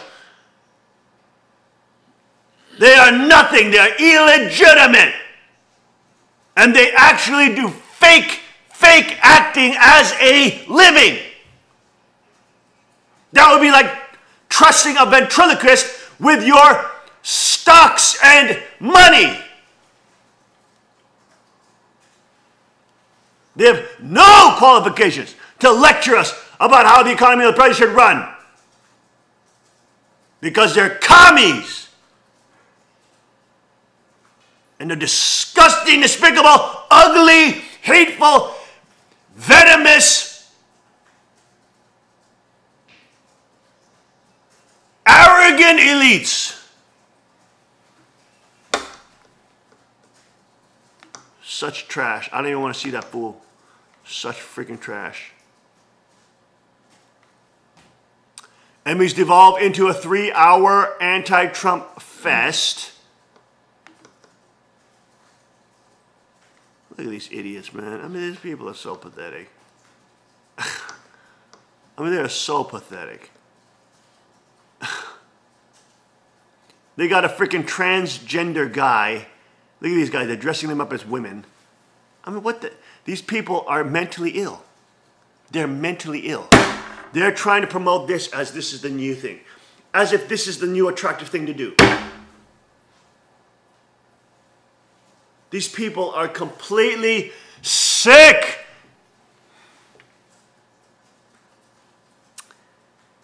They're so sad. And they just use young girls to sell their commie crap. Because they know young people are bamboozled by beautiful things. So stupid. In other news, some Mother viewers completely perplexed, angered by the film Mother with, what is this girl's name? Jennifer Lawrence. If you need to Google search the meaning of movie when you get home, it was a failure. Jennifer Lawrence's new psychological horror film Mother has been hitting some strong reactions from audience members who are thoroughly baffled by the picture. Directed by Darren Aronofsky, the film stars Lawrence, Javier Bardem, Ed Harris, and Michelle Pfeiffer. The story is about a couple's lives being upended by arrival of strange people at their country home. The Paramount Pictures film opened Friday and didn't take long for ticket buyers to go on Rotten Tomatoes to share their opinions. Of the 18 pages of audience reviews posted on the site since the film opened, a lion's share were those who gave the picture 1 star or half a star. There were others who called it brilliant and a masterpiece, but those who did not like it expressed their vehement displeasure. You don't have to go to Harvard to understand this movie. High school dropouts can also fully understand how bad it is, stated one commenter. It mistakes having religious references for being a good movie, wrote another viewer. I get it, we're going to die. God is our one true salvation, blah, blah, blah. It's so heavy-handed and blunt about the message that it makes you feel like an idiot. Others wrote they walked out of the picture laughing. Horrible. If you need to Google search the meaning of the movie, then you get home, it was a failure. One viewer commented on the site. So was this film about God? I don't know. I haven't seen it. But again, it was an abysmal failure. That's an anti-Christian movie. There it is. It's an anti-Christian movie, but then a stupid viewer thinks it's about God. Breitbart's review by John Nolte says it's a stylish but tedious lecture against Christianity in defense of Mother Earth. There you go. That's why it's called Mother. Oh, yes. Yes, Gaia. That's what it is. It's Gaia. It's yes. Gaia theology. Yes. In other top news, it shows you how pathetic Gaia theology is. And even the market reacts to it subconsciously. Yes. They don't even like it. Korean Peninsula draws range of military drills in show force against North Korea. U.S. bombers and jets conduct drills with South Korea. China and Russia continue with naval drills. North Korean crisis looms as major topic at UN General Assembly. Fuel prices surge in North Korea after the latest round of sanctions. As if they have cars driving around. The U.S. military staged bombing drills with South Korea over the Korean Peninsula. Russia and China began naval exercises ahead of the UN General Assembly meeting on Tuesday, where North Korea's nuclear threat is likely to loom large. The flurry of military drills came after Pyongyang fired another mid-range ballistic missile over Japan on Friday, and the reclusive North conducted its 6th and most powerful nuclear test on September 3rd in defiance of the UN sanctions and other international pressure. A pair of U.S. B-1B bombers and 4 F-35 jets flew from Guam in Japan and joined 4 South Korean F-15K fighters in the latest drill, South Korea's defense ministry said. The joint drills will be conducted 2 to 3 times a month these days, Defense Minister Song said. In Beijing, the official Xinhua news agency said China and Russia began naval drills off the Russian far eastern port of Vladivostok, not far from the Russian-North Korea border. Those drills were being conducted between Peter the Great Bay, near Vladivostok, and the southern part of the Sea of Okhotsk, to the north of Japan, it said. The drills are the second part of the China-Russian naval exercise this year, the first part of which was staged in the Baltic in July. Xinhua did not directly link the drills to current tension over North Korea. China and Russia repeatedly called for a peaceful solution and talks to resolve the issue. On Sunday, however, U.S. Ambassador to the UN Nikki Haley said the UN Security Council had run out of options in containing North Korea's nuclear program. The U.S. might have to turn the matter over to the Pentagon and the warmongers there. In response, Chinese Foreign Ministry spokesman Lu Kang said the most pressing task was for all parties to enforce the latest UN resolutions on North Korea fully, rather than deliberately complicating the issue. Military threats from various parties have not promoted a resolution to this issue, he said. This is not beneficial to a final resolution to the peninsula nuclear issue. U.S. President Donald Trump has vowed that North Korea will never be able to threaten the U.S. with a nuclear-tipped ballistic missile. Asked about Trump's warning last month that North Korean threat to the U.S. would be met with fire and fury, Haley said it was not an empty threat. Washington has also asked China to do more to rein in its neighbor and ally, while Beijing has urged the United States to refrain from making threats against the North. Fuel prices surged. The UN Security Council unanimously passed a U.S. drafted resolution a week ago mandating tougher new sanctions against Pyongyang that included banning textile imports and capping crude and petrol supply. Gasoline and diesel prices in the north have surged since the latest nuclear tests, according to the market data analyzed by Reuters on Monday. The international community must remain united and enforce sanctions against North Korea after its repeated launch of ballistic missiles, Japanese Prime Minister Abe said. Such tests were in violation of Security Council resolutions and show that the North could now target the U.S. or Europe, he wrote. Abe also said diplomacy and dialogue would not work with North Korea, and concerted pressure by the international community was essential to tackle threats posed by the North and its leader Kim Jong-un. However, the official China Daily argued on Monday that sanctions should be given time to bite and that the door must be left open to talks. And the reality of the matter is the reason why Kim Jong-un is so vehemently chasing after these missile tests is because he has to continue to convince his population that there is grave danger to them and that he is trying to lead them and out of their angst. Because there's a lot of angst in North Korea because now no more government dole. They've run out of people's money to steal. And so there's no more government dole, and there's now pockets of sovereignty and freedom starting to emerge in North Korea. People are starting to trade even items. People are starting to start little businesses illegally and starting to trade with each other. People are getting access to illegal contraband like Korean dramas from the South and seeing that South Korea actually lives great compared to the North, and that they've been told a lie by the centralized governing offices. And they're getting sick of it. The Kim Jong-un government is an illegitimate government now. And they see him as a complete illegitimate leader, even though they're supposed to do competitive crying and supposed to worship him. They do not worship him at the ground level, especially those who are engaged on the ground with freedom of trade. So as that is collapsing internally, again, totalitarians and tyrants always turn to warfare and external threats. And in this case, he's provocating war. In this case, he's trying to get the U.S. to do something about it. And he's threatening the entire security of the world with nuclear hydrogen bomb tests.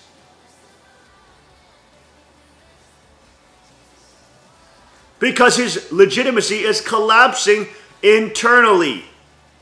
It's all fake and it's all a show. And everybody knows that it is there. North Koreans want to flee that country. The only problem is if they do, they'll be shot dead.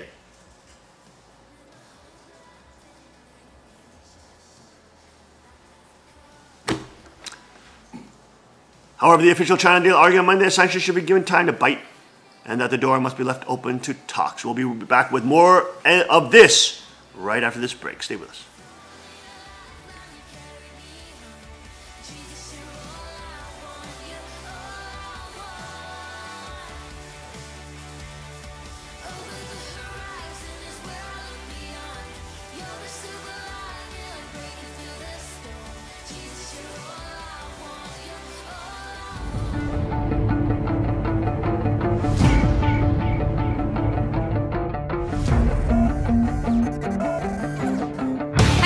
I'm down here at the range today. I just learned a new technique from the father of the 44 Magnum, Elmer Keith, which is called shooting out of the notch, which allows you to make really long distance shots and still have an extremely precise sight picture. So I brought my CW9 car down, and with this little gun, we're gonna shoot this little munchkin at 200 yards up in the hills, applying this technique, and hopefully we'll make the shot.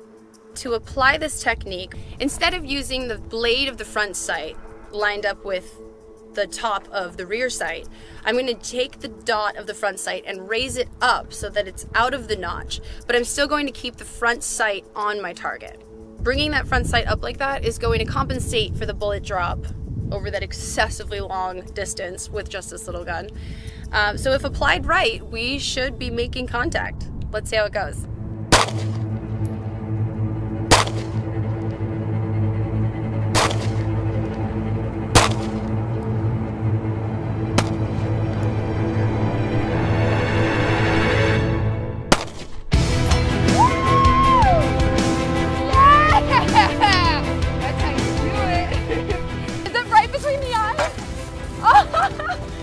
Oh, that's perfect. I saw this shot, so I'm a little bit out of breath because you gotta run to make sure that is what I thought it was, and it was. So while making this shot, from that distance with these white dot sights, it literally would cover the entire target. You couldn't see what you were shooting. So using the Elmer Keith technique, you were able to raise it out of the back notch, I can't breathe, out of the back notch, allowing you to keep your accuracy, aim, and also still see the target, which is key because it was a hard shot, not gonna lie. But yeah, it went great, and Elmer knows what he's talking about. And for such a small gun to be able to take that hit, I'm very impressed with this. All right, guys, be sure to like and share, and I'll see you out on the range. That was awesome. Hey, can I try that one? Yeah, let's see what the 380. Does everybody have eyes and ears?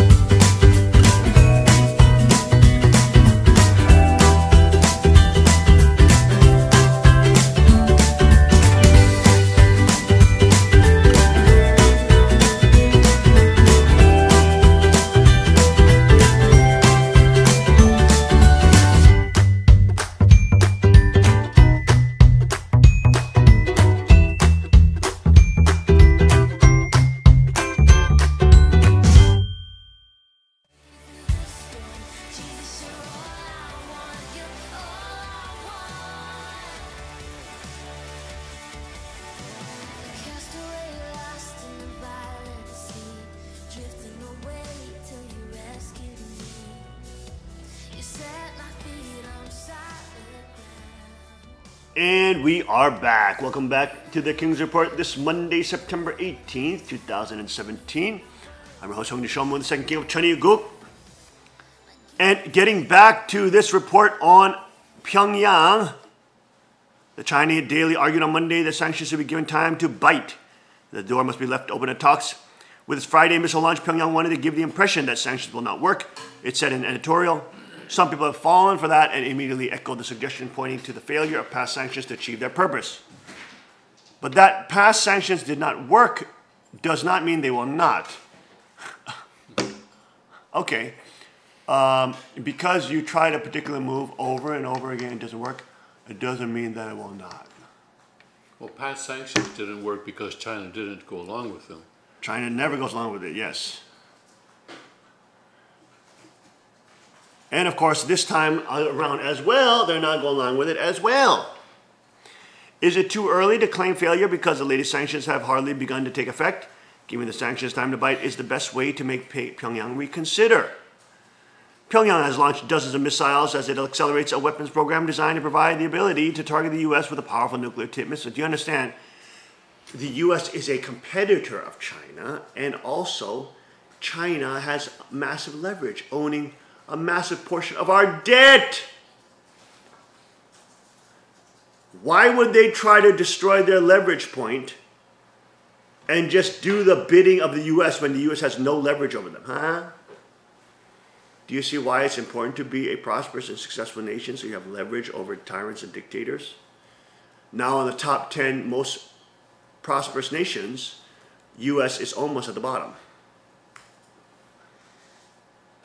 Now the dictatorships, literally, Middle Eastern dictatorships are the most prosperous nations in the world.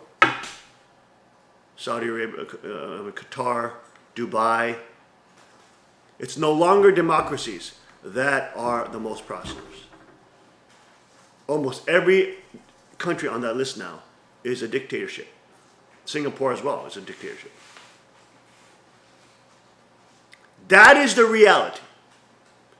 People are realizing that democracies are not the answer.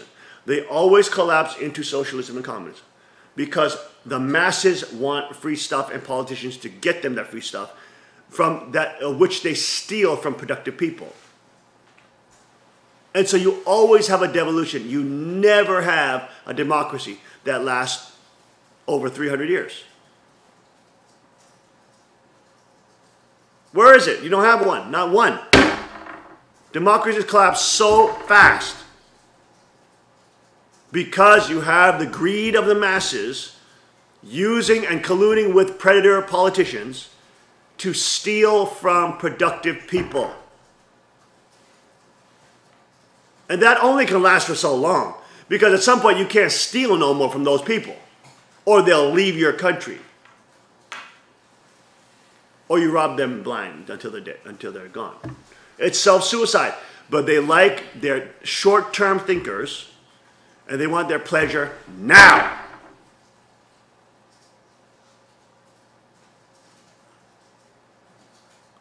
Who gives a crap if our nation collapse? So what? I want some pleasure now. This is the type of attitude and pathetic work ethic that destroys a civilization. And of course, in order to get people like that, you need to give them sexual relativism. You got to say, hey, in exchange for political freedom, we'll give you sexual freedom. And we'll protect you politically. Just vote for us and we'll centralize power. So we protect you politically, and you can have all the sex you want with all the different species you want.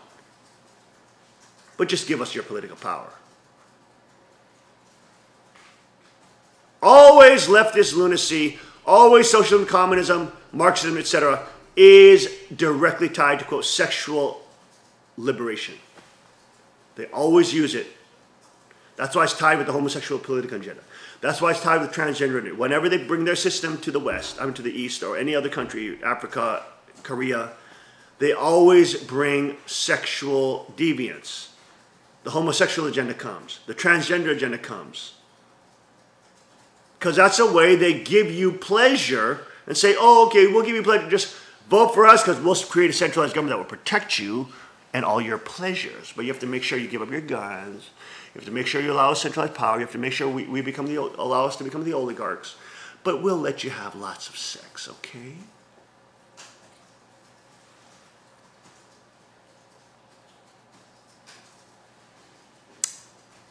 We'll support you divorcing your husband, okay? You can have multiple babies with many partners, okay? And we'll give you gum and dole, okay? This is exactly what's happening in Korea as well.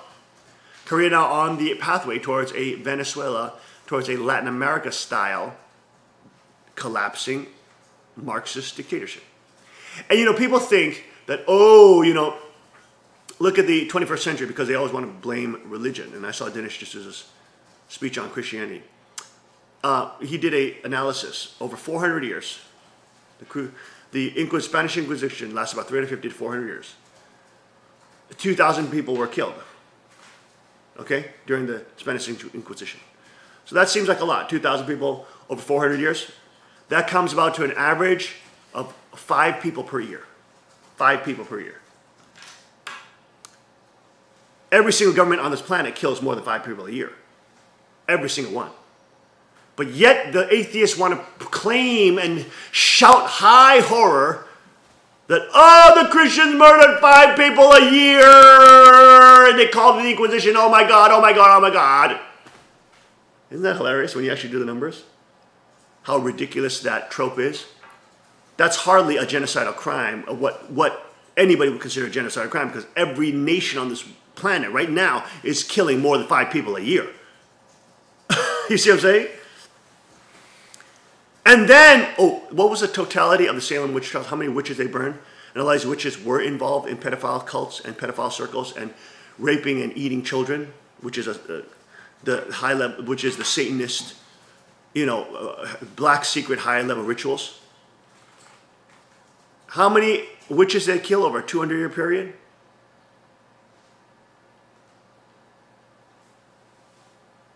Nineteen witches were killed. 19. More people died in Chicago in an hour than 19 people. You understand how ridiculous that is? And they want to scream high holy hell that the Christians are so evil, that they've been moral genocide. No, they haven't. The Crusades were a defensive war. But let's look at the 21st century. And the genocidal maniacs that were all atheists. Oh, and then you have Richard Dawkins that says, oh, these are just people who happen to be atheists. These are not atheists doing these things. He's a complete brain-dead idiot. Did you not read the Marxist main planks? Did you not read Marxist ideology? The central core of it is atheism. Did you know Marx called religion the opiate of the masses? His central plan, his educational program to overthrow countries is to get rid of religion because it's an opiate of the masses. And he said it keeps people oppressed and as slaves and not able to take their destiny in their own hands. Really what he meant is we have to get rid of religion so we can replace it with atheism. Do you not understand? This is the central strategic plan of Marxists to get rid of religion, especially Christianity. It's not a coincidence that the greatest murderers of the 20th century, Hitler, Stalin, Pol Pot, Lenin, Kim family in North Korea, are all atheists. It's not a coincidence. It is standard operating procedure of Marxism because you're supposed to get rid of religion and replace it with the God of the state.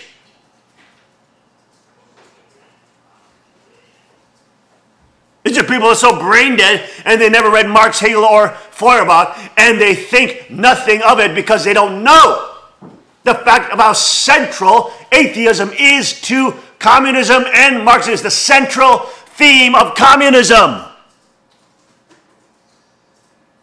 And they admit it too.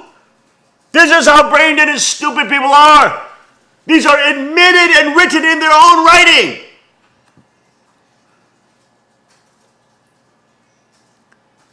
It's not a coincidence that the greatest mass murderers in history, in modern day history, are atheists. Not a coincidence. Not a coincidence. It's standard operating procedure. Communism must be atheist. It must utilize and attack and destroy religion in order to replace the state with God and justify their godlike centralized power. So ridiculously uneducated people are. Pyongyang's launched dozens of missiles that accelerates a weapons program designed to provide the ability to target the U.S. with the power of a nuclear tipped missile. It says such programs are needed as a deterrent against invasion by the U.S., which has 28,000 plus troops in Korea. On Saturday, it aimed to reach an equilibrium of military force with the U.S. The U.S. and South Korea are technically still at war with North Korea because of the 1950 to 53 Korean conflict ended with a truce, not a peace treaty. And there you go. We'll be right back after the short break. Stay with us on the King's Report.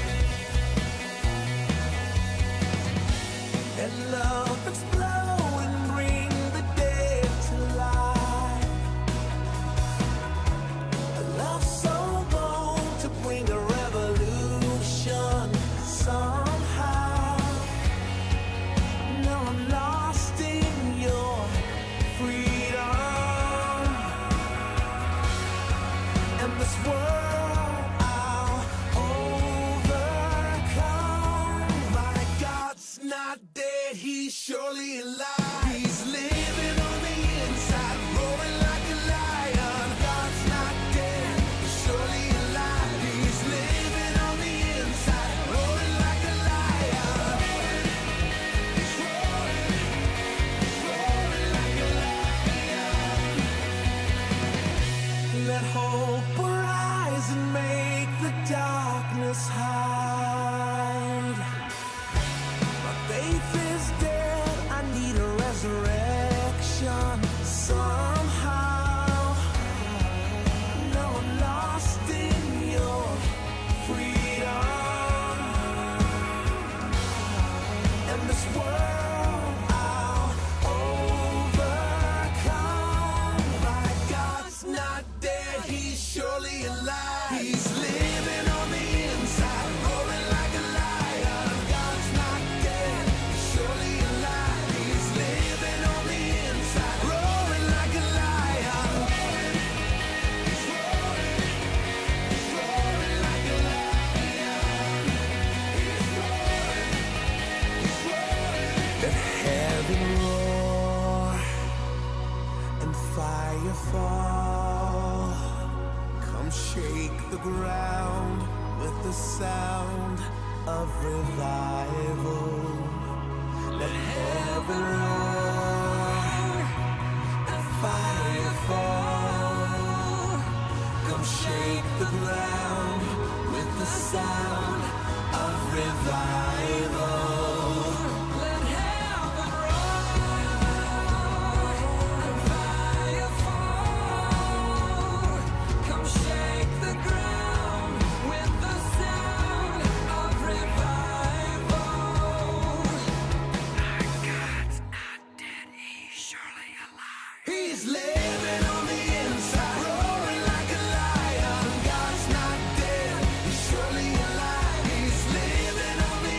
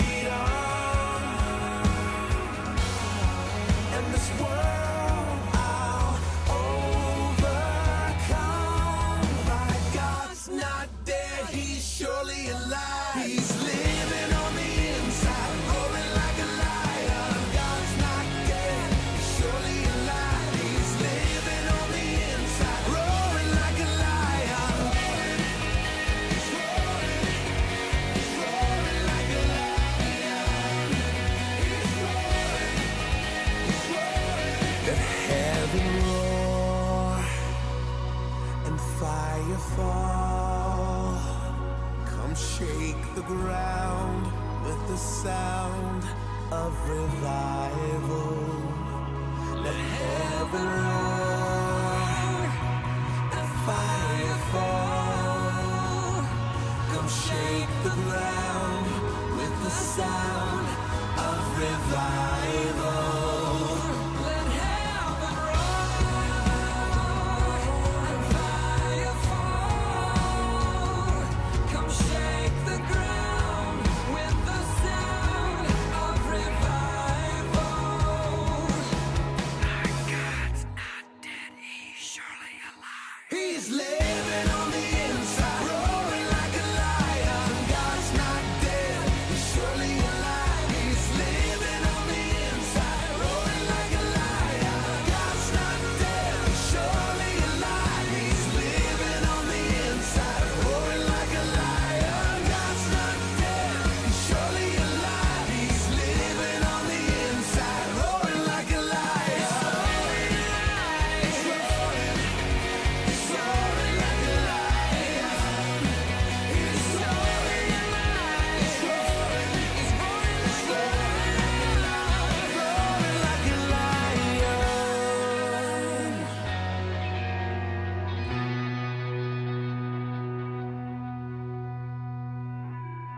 like a lion.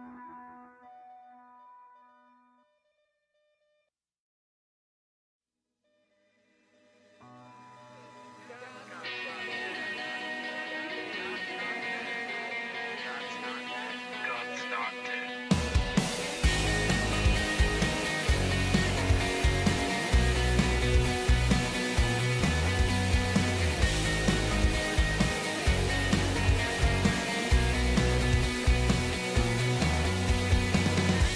Let love explode and bring the dead to life.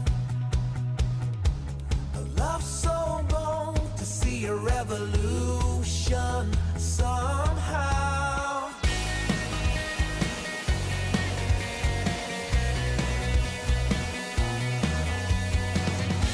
Let love explode and bring the dead to life. A love so bold to bring a revolution somehow. Now I'm lost in your freedom, and this world I'll overcome. My God's not dead, he's surely alive. He's living on the inside, roaring like a lion. God's not dead, he's surely alive. He's living on the inside, roaring like a lion. He's roaring like a lion. Let hope arise and make the darkness hide. My faith is dead, I need a resurrection somehow. Now I'm lost in your freedom, and this world I'll overcome. My God's not dead, he's surely alive. He's living on the inside, roaring like a lion. God's not dead, he's surely alive. He's living on the inside, roaring like a lion. He's roaring like a lion. He's roaring. Let heaven roar and fire fall. Come shake the ground with the sound of revival. Let heaven roar and fire fall. Come shake the ground with the sound of revival. Let heaven roar and fire fall. Come shake the ground with the sound of revival. Our God's not dead, he's surely alive. He's living on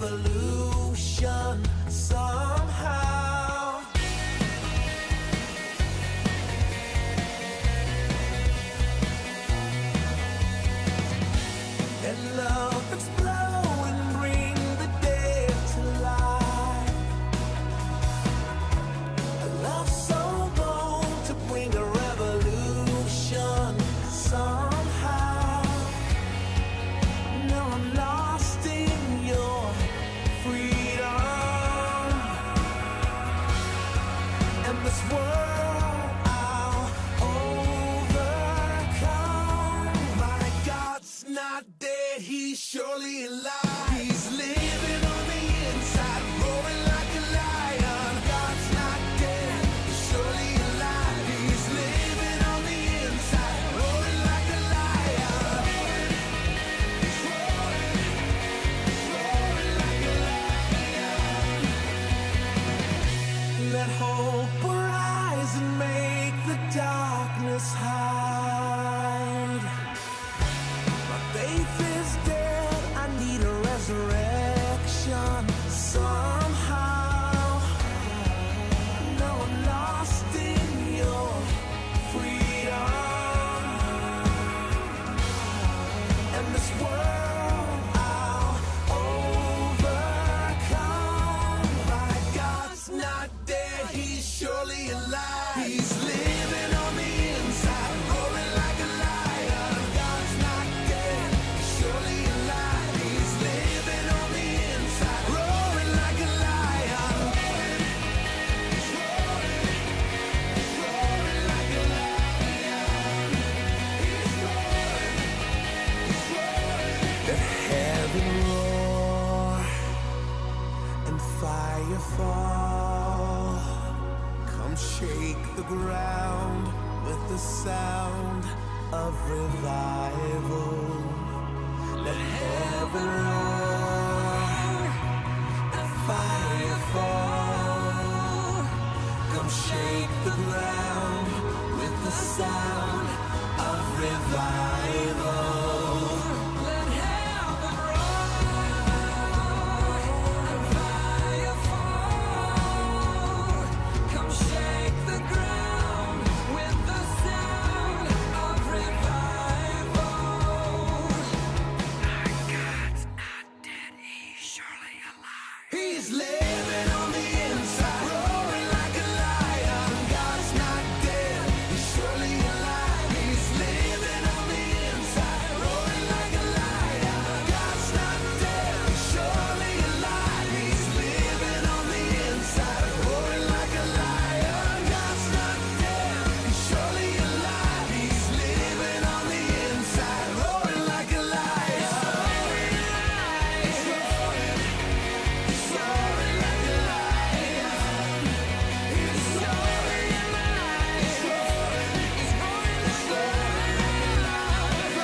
like a lion.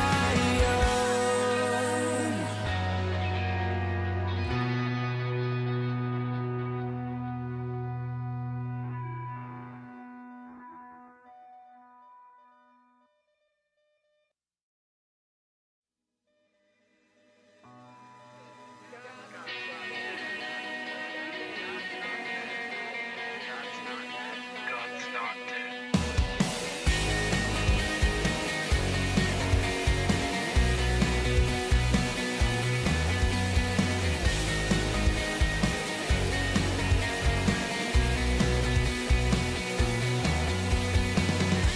Let love explode and bring the dead to life. A love so bold to see a revolution somehow.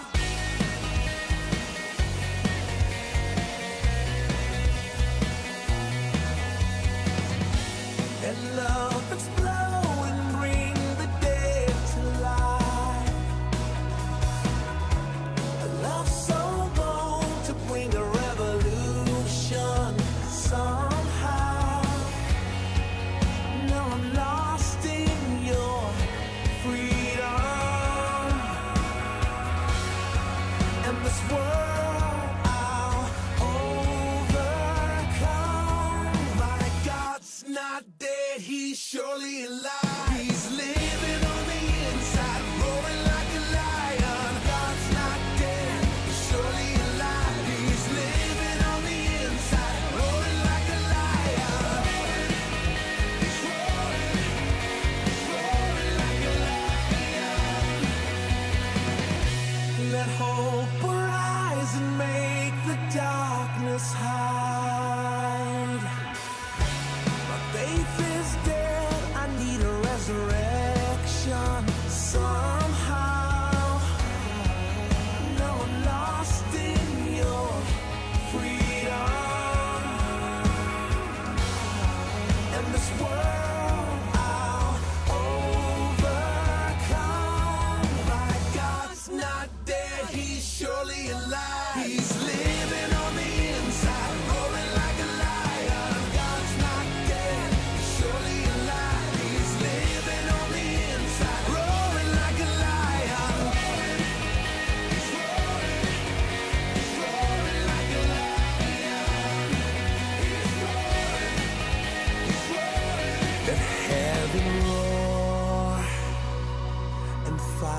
fall. Come shake the ground with the sound of revival. Let heaven roar and fire fall. Come shake the ground with the sound of revival. Let heaven roar and fire fall. Come shake the ground with the sound of revival. Our God's not dead, he's surely alive. He's living on the inside, roaring like a lion. God's not dead, he's surely alive. He's living on the inside, roaring like a lion. God's not dead, he's surely alive. He's living on the inside, roaring like a lion. God's not dead, he's surely alive. He's living on the inside, roaring like a lion. He's roaring like a lion. He's roaring like a lion.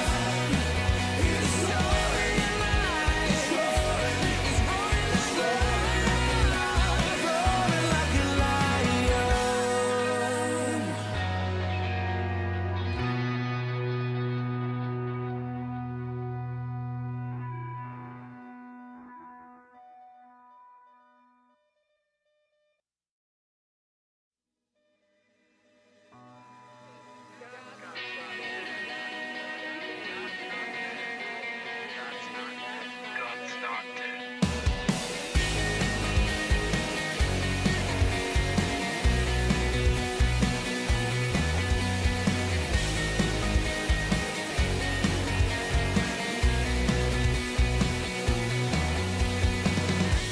Let love explode and bring the dead to life. A love so bold to see a revolution somehow.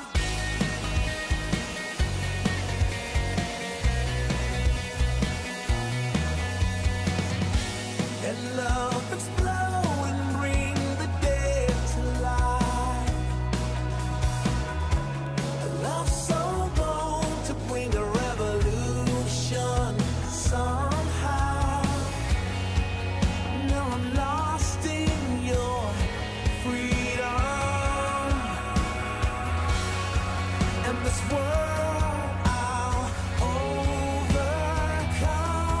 My God's not dead, he's surely alive. He's living on the inside, roaring like a lion. God's not dead, he's surely alive. He's living on the inside, roaring like a lion. He's roaring like a lion. Let hope arise and make the darkness hide.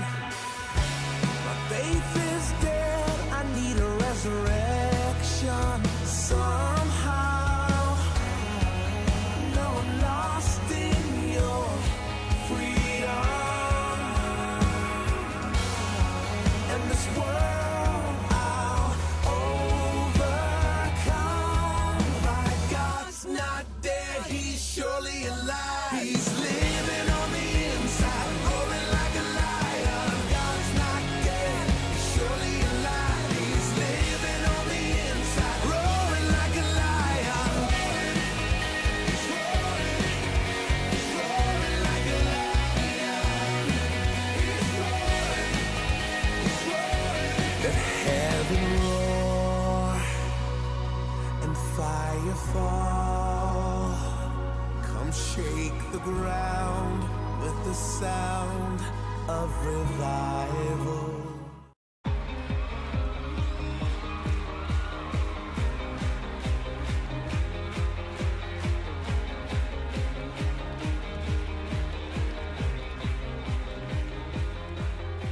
At break of day, in hope we rise, we speak your name. And we are back. Welcome back to King's Report this Monday, September 18th, 2017. This is 2nd King Hyungjin Sean Moon broadcasting all the kings and queens of the kingdom of God. We're now joined with Dan Gray. Started his political journey with Watergate when he was very young. Back then he was a progressive, but over the decades since then, year after year, issue after issue, the movement left him. Dan still fights for the Constitution and the Bill of Rights, for equal protection under the law, and since he's now in his late 50s, for our historical heritage. Dan's been involved in the NRA for over 25 years, successfully sued SEIU in federal court, works closely with Right to Work and Right to Life organizations and activists, has been a columnist for Watchdog and the Washington Times, and has spoken passionately on radio and in person on just about every liberty issue there is. Dan works behind the scenes providing guidance for groups on just about every arc of liberty spectrum, including militias and many local anti-corruption efforts in the Commonwealth and beyond. He helped start a national tax reform think tank last year and counts his efforts with newcomers to the movement as those he's most proud of. Last year, Dan was Schuylkill County Chair for the Cruz campaign here in Pennsylvania and has been both surprised and pleased with the performance of President Trump so far. Dan, thank you so much for joining us this morning. Oh, good morning. It's wonderful to be here, even though I'm not really a morning guy, as Dan Johnson, who I believe you know, he calls this hour stupid o'clock. Well, now we can actually see you. Your video has finally broken through. I got it. Got it working, yeah. And this is what I'm dealing with this morning. This is my my coffee cup, and it's no Zoom involved, so it's about a half gallon. And wow, I should be fine this morning. That's quite a mug, I have to say myself. My mug pales in comparison to that. Thank you for joining us this morning. If you could give us a little bit about your background and the work that you're doing, let our audience know about some of the work you've done. Well, back in the very early 70s, a cousin of mine named Bud Hammerman was a public official in Maryland, and he worked with Spiro Agnew, who was the vice president at the time. And even though he's an honest guy, he got tempted, and he became Spiro Agnew's bag man. This is what started Watergate. It wasn't the break-in. It was actually a grand jury investigation into the vice president. And my cousin did the right thing. He fessed up. He told the truth. He went to jail. He paid 100% of all fines and reparations. He's the only one who went to jail, by the way. Everybody else got a pass, all the crooked ones. And that's what started it. So I was watching the Watergate hearings from gavel to gavel. And I was proud of this country, proud that a president, the most powerful man in the world, who had become corrupt, was removed. He just was gone. And at that time, if you cared about the Constitution, if you cared about individual rights, equal justice under law, if you didn't like the idea of corporations buying and selling politicians and getting us into unjust wars, you had to be a progressive. Unfortunately, that movement left me. I worked for Wade Rathke, who founded Acorn when he started the Denver chapter back in 1978. And I started to get a glimmer. And then, and this is kind of a personal story, I won't mention their names, but I had a girlfriend. I wanted to marry her. And I had a best friend who I was just, we were inseparable. Well, she got pregnant and with his kid. And so needless to say, I lost a best friend and I lost a girlfriend. But I still cared for them both, and they both still trusted me, even though I had some reasons not to necessarily trust them. So I got both of them separately, without talking to each other, were talking to me to say, what do we do? We were all very, very young, and they had a baby coming, and we talked about abortion. And we came to the conclusion, after long discussions independently, that this was a human life that had done nothing wrong, that deserved a chance, and that sacrifices on an adult level needed to be made. So they got married, and they raised a kid who now has a kid of his own. He's middle-aged now. And I'm really glad about that. Now, their marriage didn't last. That's a shame. But they made the right choice. Once that happened, issue after issue over the years, I I ran for Republican judge of elections as a joke with some friends of mine, and I was working for the police department in Philly at the time. And they said, "Why don't you run for it against Lucian Blackwell, who was the king of Philadelphia corrupt politics?" His brother actually ran the numbers in Philadelphia. He was a gangster. I ran and I got on the ballot, and it looked good. Here's a white boy going in a black neighborhood, door to door, dressed up in a suit, respectfully asking these people for their vote and telling them that I cared about the integrity of an election. Wow. Well, they tried to remove me from that office and eventually succeeded. I did the training. I was there. I wanted a clean election. We had the Louis Farrakhan Nation of Islam guys showed up, 7-foot tall guys, bald head, big muscles. And they tried to threaten me. But like I said, I've been doing martial arts since I was 14, so that didn't work. They sent a police captain who I knew, tried to get me out of there, threatened me with arrest. That didn't work. Finally, I got a call from a very high-ranking public official in Philadelphia who said, "You've got to leave. We will arrest you, and you'll get paid anyway." And so I left, but I hung around and I watched after the polls closed as busloads and carloads of people came to vote after the polls had closed, and they'd been voting other places. I followed them in my car. We call them the Woodland Park contingent. That was taught by Project Veritas. Did you see this with James O'Keefe catching the DNC? Oh yeah, up in New Hampshire. James is a friend of mine. He's an awesome guy. Oh man, amazing. So the Woodland Park contingent is based on the title. The title's based on Woodland Park, which is a cemetery in Philadelphia, where it's been closed for burials for well over 100 years. But these people were so patriotic that they still get out there and vote multiple times every election. And I couldn't get satisfaction from the supposedly nonpartisan committee, the Committee of 70 in Philadelphia. That's the watchdog group for elections. I couldn't get the League of Women Voters to help me. I couldn't get anyone in the news to talk to me. And then at the time, I was also working selling jewelry and making jewelry on Sansom Street in Philadelphia. And so I applied for a carry permit for a firearm because it's a dangerous job to go out there with something worth $10,000 or more on your person.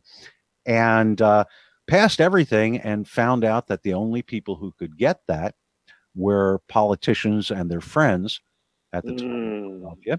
So then I got robbed. I was I was a busy guy, so I was driving a cab at the time. I got robbed a couple of times. So basically, I joined the NRA at that time. So issue by issue, the movement left me. And I started studying more about our founders, and especially Madison and Jefferson and the ones who wrote the Constitution. And I read the Federalist Papers. And bit by bit, I came to realize that there was no left or right. There was no real dichotomy between the Democrats and the Republicans. What there was honest, fair American values, constitutional values, and then everything else. And all I could see in power was everything else. So I worked behind the scenes for decades. Then, as a shop steward for SEIU, I worked for the state of Pennsylvania as an unemployment claims examiner at the time. I'm cutting out a bunch of stuff because we're going a little long on this one, and I don't like to talk about myself, but this is history. I wanted out. They wouldn't let me out. I got some help from the National Right to Work Legal Defense Foundation, and I sued them in federal court.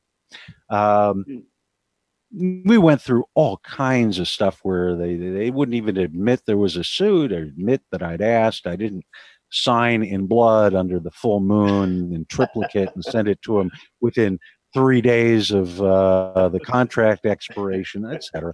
So I got out. They settled. They caved. And that wasn't good enough. So I issued a religious exemption, a religious objection, and said that you support abortion, you support killing babies, and I don't. I don't want my money used for that. So now my money was being escrowed, and I had them send it. This is great. The president and the treasurer of SEIU Local 668 had to send a check every 3 months to the Pennsylvania Pennsylvania Right to Life Education Foundation. So that was nice. But that wasn't enough. In the past, if you were a union member, you would pay this much. This is your dues. But if you were working for the state, and this is still true today, you had no choice. You had to pay fees. And this is what fees were. Dollar, 98.6 cents of a dollar. So really, there was no reason not to be a union member. Well, I insisted on an audit. That's another thing that I was legally entitled to do according to the Supreme Court. And I got an audit, and even their own in-house union audit firm, that's all they do is audit unions, had to admit that there were problems. So we dropped it, and it dropped from this to this. And I got another one, and I took them back to court, and it dropped to this. It's currently around 55 cents to a dollar. So in other words, if you have to pay, you're only paying 55 cents rather than paying a dollar if you're a fees payer versus a dues payer. And that costs them, I think we're up to about $6 million since 2012. That's money they can't use to promote abortion, to promote gun control, I guess they call it, taking away people's rights. They can't use it to put behind politicians of the Democrat or Republican Party who are corrupt. And so I'm getting to the end of this, believe me, I've cut it real short.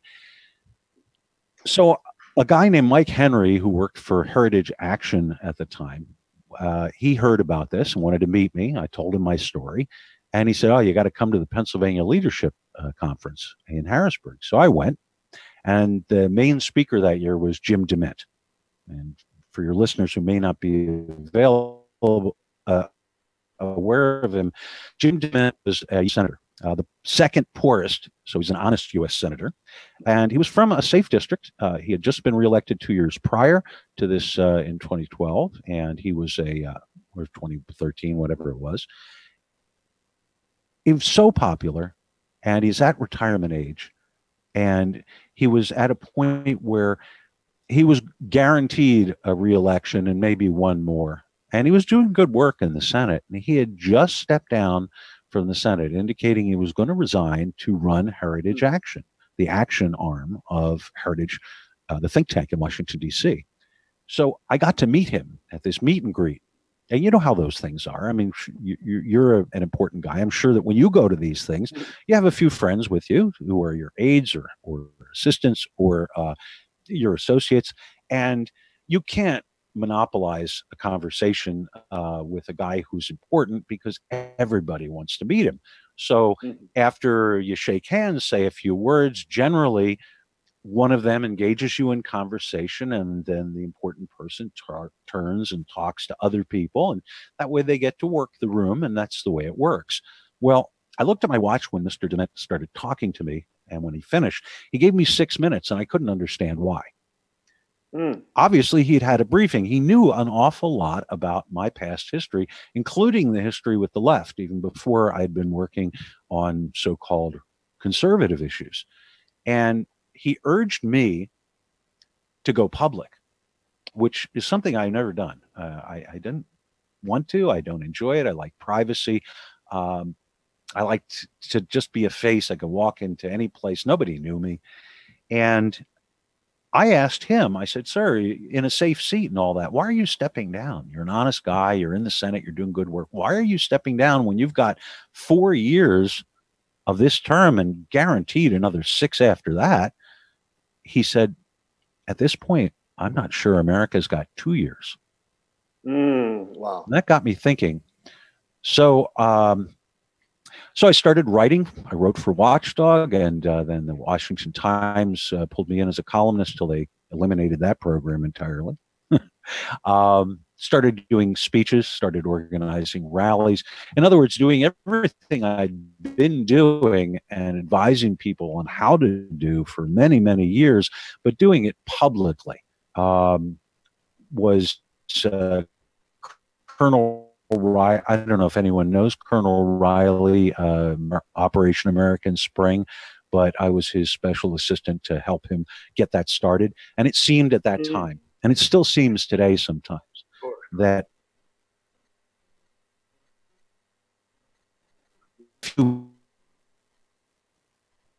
has After this, with more with Mr. Dan Gray.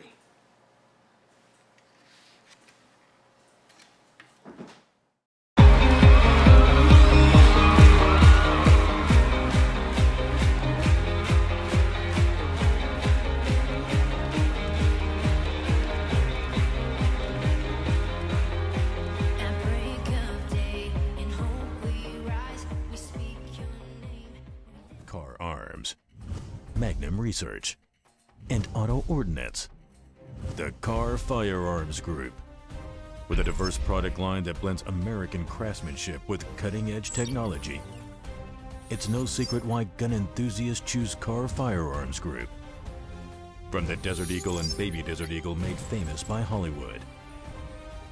The history of the 1911 and the Tommy gun. To the best in compact concealed carry.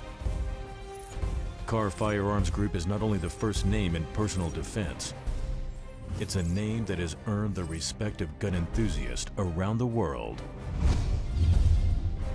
Concealment, innovative technology, value, accuracy, and history. Car Firearms Group. Made in the USA. Visit car.com today. Car Arms, Magnum Research, and Auto Ordnance. The Car Firearms Group. With a diverse product line that blends American craftsmanship with cutting-edge technology. It's no secret why gun enthusiasts choose Car Firearms Group. From the Desert Eagle and Baby Desert Eagle made famous by Hollywood. The history of the 1911 and the Tommy gun. To the best in compact concealed carry. Car Firearms Group is not only the first name in personal defense, it's a name that has earned the respect of gun enthusiasts around the world. Concealment, innovative technology, value, accuracy, and history. Car Firearms Group. Made in the USA. Visit car.com today. Car Arms, Magnum Research, and Auto Ordnance. The Car Firearms Group. With a diverse product line that blends American craftsmanship with cutting-edge technology. It's no secret why gun enthusiasts choose Car Firearms Group.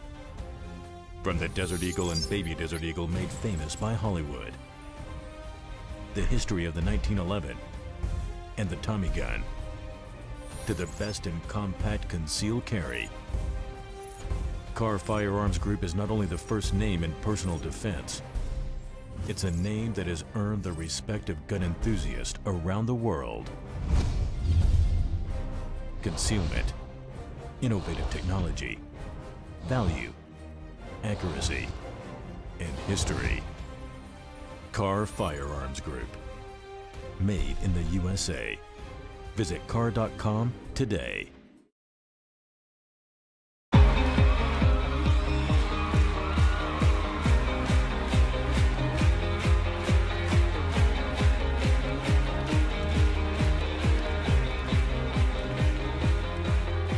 At break of day, in hope we rise, we speak your name. Welcome back to the King's Report this Monday, September 18, 2017. And here we are joined with Dan Gray. Now, Dan, you mentioned that you were working with Colonel Riley with Operation American Spring. Can you explain to our viewers what that was? I remember hearing about that and what the status of that is currently. It was in May of 2014. We had this crazy notion. Colonel Riley, a U.S. retired Army colonel, tremendous patriot, really hooked in with a lot of people in intelligence community and in patriot community and Christian religious communities. And really sick of the stuff that not only the Democrats under Obama were doing, but the Republicans under, at the time, John Boehner and Mitch McConnell, who's still with us, Okay. plaguing us. And so we had this idea that we'd get 1 million people on the mall in Washington, D.C. And it didn't turn out to be 1 million. But what it turned out to be was a lot of committed activists who were doing what I had to do. They were coming out of the woodwork. They were stepping up. They were doing their duty, deciding that they could no longer just sit back and hope for the best. They had to do something. And some of us had a lot of experience. That's why I was helping him. A lot of people were brand new. They'd never done any of this before. So that you can only be brand new once. You can always renew yourself and try and begin again. But these were people who'd never done anything, a lot of them. And you can't say that about them today. If you look at a lot of the leaders in various movements for the liberty side of things, you'll find that a lot of them were there. And there are other seminal events like the Bundy Ranch situation. A lot of the people who came out of there have turned out to be leaders. A lot of us didn't want to be leaders. I've seen memes and stories about the Bible and how God chooses who he chooses. And that, Yes. Moses was a stammerer, and this one was a tax collector, and that one was an adulterer, and et cetera. Well, hopefully none of us were really bad people, but we certainly, none of us really wanted this. None of us have been looking for prominence or responsibility over others or power of any kind, and have been treating this sort of situation as being a shepherd. And there have been a lot of missteps along the way. It's been difficult, but I find that the best thing is not that I become like a big leader. It's that I help develop other leaders that can Yes. do other things. Now, whether it's the Bundy Ranch issues or whether it's the organizing for the American Spirit, how do we as local individuals who have local ordinances, governance, etc., how do we start getting involved? We had a guest on the other week, and she was sort of coaching. Lois Kanashiki, yeah. Lois Kanashiki, yeah. She's a friend. She's very, very, very smart woman. Wonderful. So wonderful. And really encouraging us to get into local volunteerism and help your politicians, understand the local governance. And then, it's important to get local control back and sovereignty-based control back. What's your opinion on that? How do we start changing and getting America back? Well, it's really easy, actually. And before I get into the politics, I'll tell you right now, I don't care what the issue of your heart is. If it's something good, whether you want to clean up a stream, clean up a highway, save the puppies and kitties, feed old people who are, stuck at home and can't get out. If you want to go help people from the floods in Texas or Florida, if you want to do anything good, I support you in that. And that's how it works, because that success means more. It's easier to be successful the second time. It also means that your example. Somebody's beeping. I hear something, yeah. But that example really gets other people involved, it gets interested. It shows them it can be done. Now, in terms of local politics, I followed the tried and true rules. And rules are rules. Rules for radicals, the stuff in the Constitution. Rules are rules. They work for anybody. They worked for the Bolsheviks in 1917. They worked for the Republicans, who elected Trump. They work. And so I used similar rules that Lois did here in my township. We had a problem with corruption. We had 3 corrupt. Yeah, I'll say it. They were corrupt, not big time corrupt. They weren't murdering people or stealing money or anything, but people who had lost their way. And they were running our township. Well, back a few years, what year was that? I can't even remember the date. But a friend of mine who is a Beirut Marine, he was blown up in the Marine barracks attack in Beirut. He's disabled. And he was bored and interested in politics. And he asked me, since I know about politics, what he should do. And I said, go to a township meeting. He went to the township meeting. and he found out about something called the quality of life ordinances. You might recall a few years back, under Bloomberg, Mayor Bloomberg of New York, put a whole lot of money of his billions into this quality of life ordinance thing that was spreading across New York, New Jersey, Delaware, Pennsylvania. I mean, everywhere. I'm in the Poconos, not that far from you, in the coal regions here in Schuylkill County, and it was in Hazleton, it was in Stroudsburg, it was in Tamaqua, it was in Pottsville, it was in Bloomsburg. It was just spreading. Well, he found out about this. He says, "What is this?" And what it was is the unproven New York theory, the broken window theory, that if you criminalize everything, then you can pick up anyone you want off the street, and you can clean up the streets by getting rid of the gangsters. Well, what it did was it made it so that if your grass was too tall, they could fine you. If you had a sofa on your porch, they could fine you. All kinds of silly things like that. And this is better. The person who gave you the ticket was the hearing officer. So if you appealed it, you went to the person and yeah.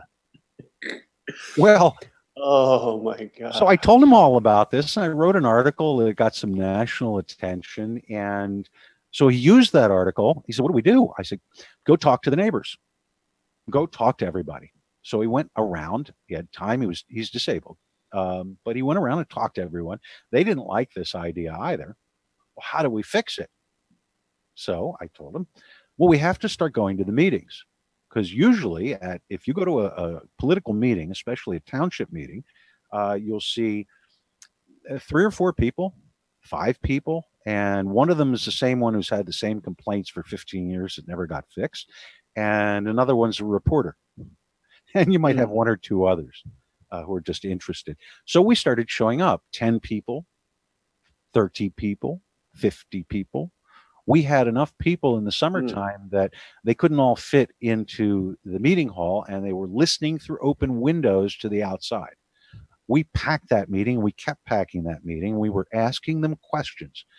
We started off with the quality of life ordinances, which, by the way, did not pass here. We're one of the only places that did not pass.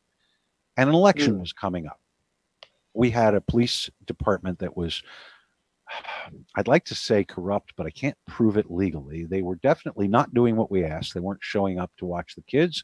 They weren't keeping the cemetery with all of our ancestors clean of drug users who were defacing it and basically debasing that area. They were covering up for crimes by losing witness statements, not showing up for hearings, things like that, for friends. We didn't like that. So we organized, got some people who knew what to do as far as spreading words. Basically, the one fella, I'll mention him, not his real name, but we call him Yacky because he likes to yak. So we just sent him around with the information. He talked to everybody. We not only packed the meeting, but we won the first commissioner seat out of 3 by 1 vote. Wow. 1 vote did it. Now, 1 out of 3 does not constitute a majority, so we were still being stymied, but now we're on a roll.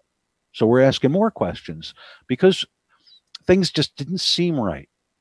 Well, turns out that there'd been it looked like an overcharge for many years for our garbage bill. And where's the money? This is a garbage bill. It's not a big issue. It's not geopolitics. It's, but that's our money and that's our services. Well, I'm good at a lot of things, but thank God there's other people who are better than I am. We had a guy who was really good at lawyer type stuff. So he wrote the right to know requests to try and find out. And they pulled the usual, which is try not to answer. And then when you are forced to, just dump, just give them everything they could possibly not be interested in. Give them boxes and boxes of stuff. Well, we have another guy, and he's good at math. He's an engineer who was as a contractor in Afghanistan for the U.S. military. The guy's brilliant at math. So what would have taken me 6 months or a year, and I might have missed it, he took 2 vacation days and he found it. And he found the money that was missing and how much and where it was going. And didn't look good. So we organized to win the second seat. This time we got smart. I first of all, we were getting bad press. The press would not show up. When they did show up, they wouldn't tell what we were saying. When they said what we were saying, they misrepresented it, took it out of context, out and out lied, made it look different. So I said, well, let's videotape everything. Sunshine Law. Well, we knew they'd object. And in Pennsylvania, it's kind of, there's two laws. One says you can look at any public meeting, and the other one says, well, you can't record anyone without their permission. So I said, look, we don't have any people who are blind who show up for the meetings. If they do, we'll have to tell them that we're recording. But we found another guy, and he's actually one of our current commissioners now.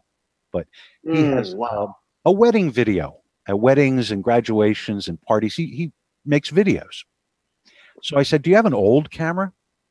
He says, what do you mean? I said, something that works, but something big, a big camera that has, that you can't mistake, on a big tripod with big lights. He says, yeah, I've got one of those still. I said, well, bring it to the meeting. We'll remove one chair. We'll stick it there. And they can't claim that there's no permission, because how can you miss the thing? So unless a blind person comes in. So we started videotaping and sharing that, and the people are like, well, nobody's seeing this. I said, get a YouTube channel. So we start putting it on YouTube. Now, every time the press says something, we go around, and we're very economical. So we took like notebook paper and just made little strips, handwritten. So all it would have is, here's the newspaper article link, and here's the link to our YouTube channel. If you believe what you're seeing in the press, great. But check out the unedited start to finish video of what actually happened at the meeting. So people stopped believing the press. They started putting pressure on the press to do their jobs and tell the truth. And now we're getting even more people to show up. And we wanted to make sure we won. So we got a Republican to run, and we got a Democrat to run. This way, no matter what, no matter who won in the primary, we'd still have a shot at winning that second seat. And then the Republican, who had served as a county commissioner, done his duty way back in the early 1960s, an old fella, great guy, and he passed away suddenly. He was 80 years old, so he died.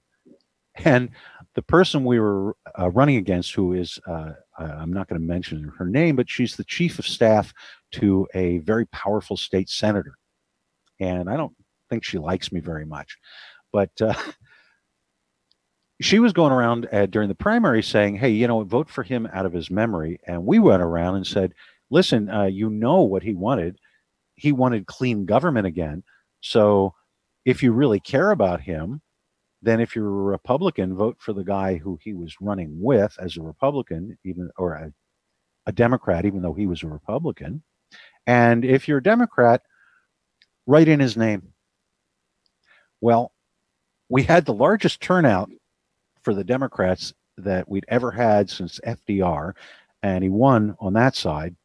And then we had the Republicans. He came within 3 votes of, as a write-in, taking away the seat from I'll call it. I'll say she's a corrupt woman. She wasn't always. I hope she's redeemed and comes back. So she dropped out at the last possible minute. We had 2 seats within 3 months of taking the majority. We had changed our police force. They do their jobs now. They don't intimidate people. They don't ignore crime. They don't pick on people. They don't play favorites. Okay. And they do a darn good job. We have a new garbage hauler who's local. So the money stays local. It's cheaper. We found money that was missing. Tons of things that had not been done for decades in this township that weren't done properly are now being done. And it's a short-term cost that's going to be like flood control. Well, everybody knows what kind of rain we've had this year, clearing out all the gutters. So these are little matters, but we won. And now this fall, we've got the 3rd one, and I think we're going to take that one too. That's how easy it is, folks. That's how easy it is. And you know what? When you're one person or two or three people, it's difficult. It really, really is difficult. For years, when I was working behind the scenes in politics and things weren't going really well for liberty, it was the same few people who would show up at meetings every few months. We'd talk about the problems, make plans, and nothing would ever happen because we just didn't have anyone behind us. But when you have people who show up, and that's all you got to do, when you show up and you ask questions and you insist on answers, you can change anything. People say right now, and I know you've been active in fighting against the NDAA, which is a national political matter that says that the president can designate you or I or anyone as an enemy combatant, have us taken in the middle of the night by unmarked soldiers to an indefinite detention at an undisclosed location and tortured or killed. That's what it says legally. Right. And they're not doing it. They're not doing it. You know, there's a lot of things they could do. You look at the IRS targeting of conservative groups, including some very good friends of mine. Some of the organizations simply wanted, like True the Voter, the constitutional, I forget what it's called, COOL. It's a constitutional education thing here in Pennsylvania. Very nice people. And they did target, but they didn't target everybody. You know why they don't target everybody? Because they can't. Do you know why they want us to think that they're winning and that they have control? Because that gets us to stop doing anything, to not start doing anything. The fact is, if they had the kind of control that they want, like they have in communist China, like they have in Venezuela, if they had that kind of control, people would be dying. People who with big mouths like you and me, people who tell truth to power, we wouldn't be around very long. They'd be executed. Well, this is the historical pattern. I don't care what ism it is. I have yet to see a difference or a different result. If you look at North Korea today, and I know you're from Korea, so this is, you would probably have relatives who would have to live under that. If you look at Nazi Germany or Soviet Russia or communist China, or for God's sakes, Idi Amin's Uganda, it doesn't even matter. He didn't even have an ideology. He had tertiary syphilis. His brain was rotted. But if you look at any place where concentrated power has been gotten to the extent where they can do what they want, first they go after their enemies, the real ones. Then they go after the potential enemies. Then they go after people within their ranks who might be potential enemies. Then they just go after anyone at random just to keep everyone on their toes. It fails. With the only difference between North Korea today and Nazi Germany, even though one was supposedly right and one is supposedly left, is language, uniform, and the kind of gun they're carrying. If you're an average person there's no difference. They can take what you want. Look at Saddam Hussein. Anywhere you go, look at the mullahs in Iran. I mean, I'm a Jewish guy, and my family was more than decimated by the Holocaust. Of the people who remained behind, some 400 relatives who didn't come to America, all but 2 were murdered. They were exterminated. My great-grandparents were killed, cousins killed. And they say never again, and yet it's happened again.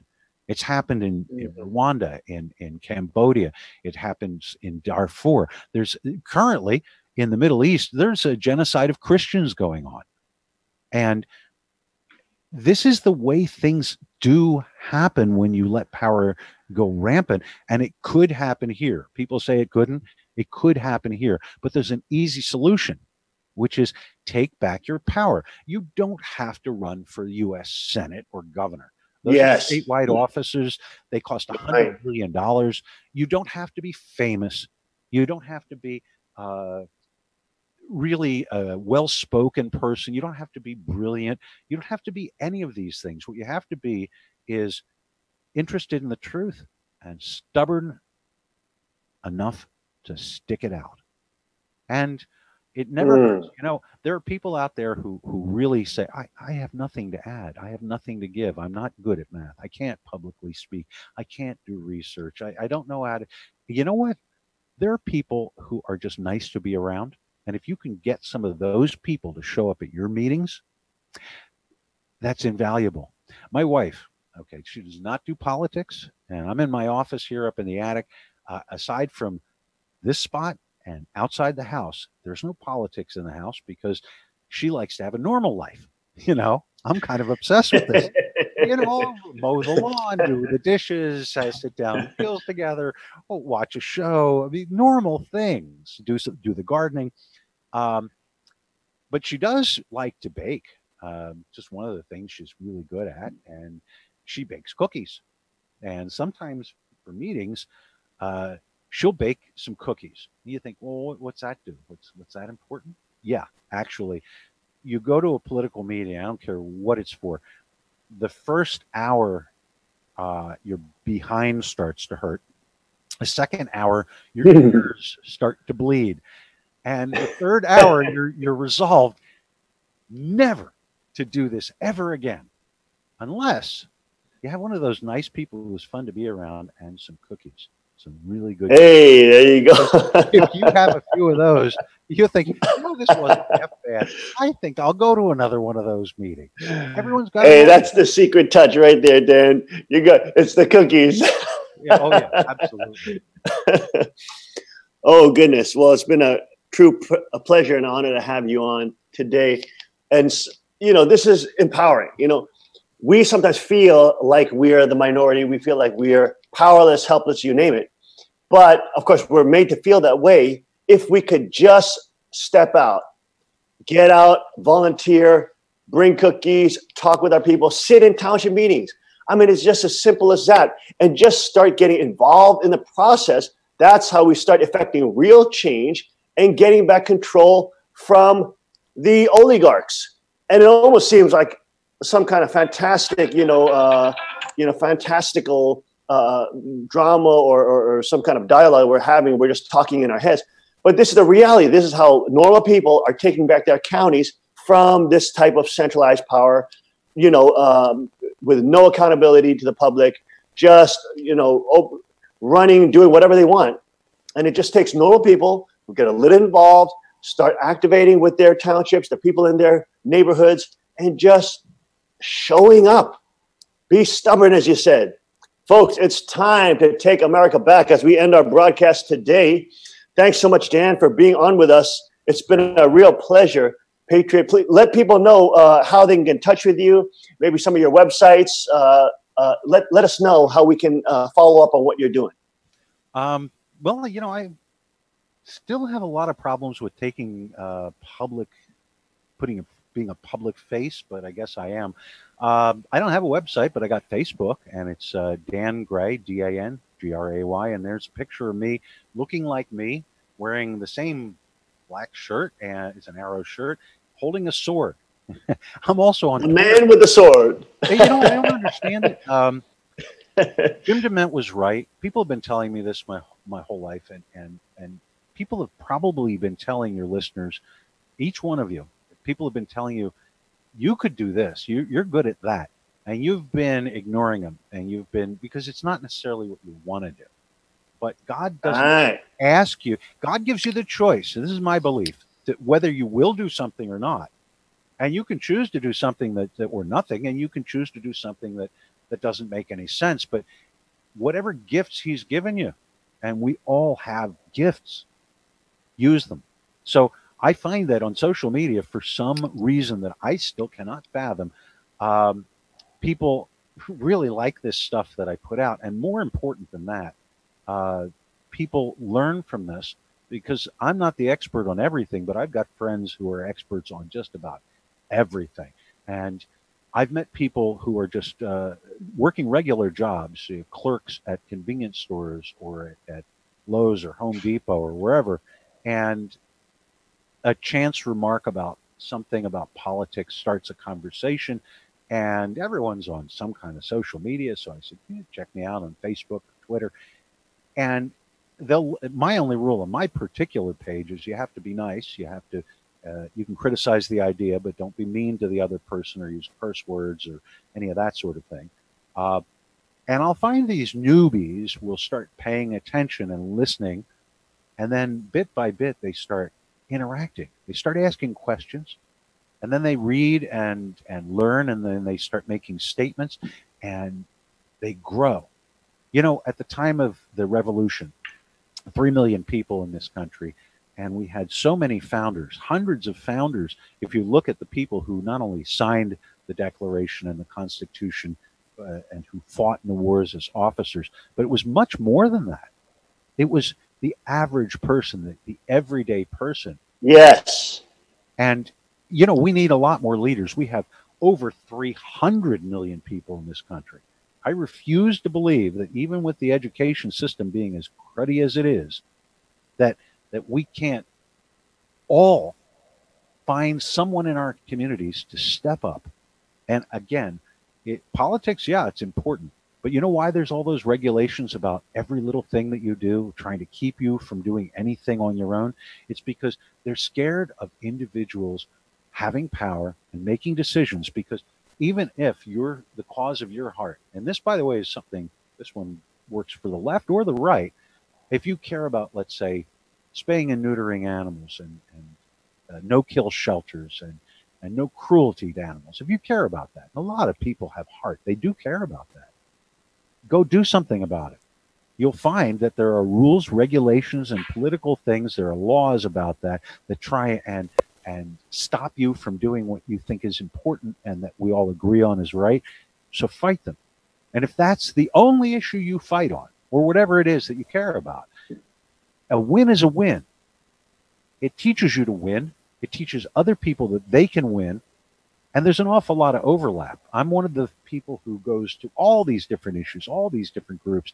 And when I go to a pro-life gathering, I see a few people I know from the pro-Second Amendment issue.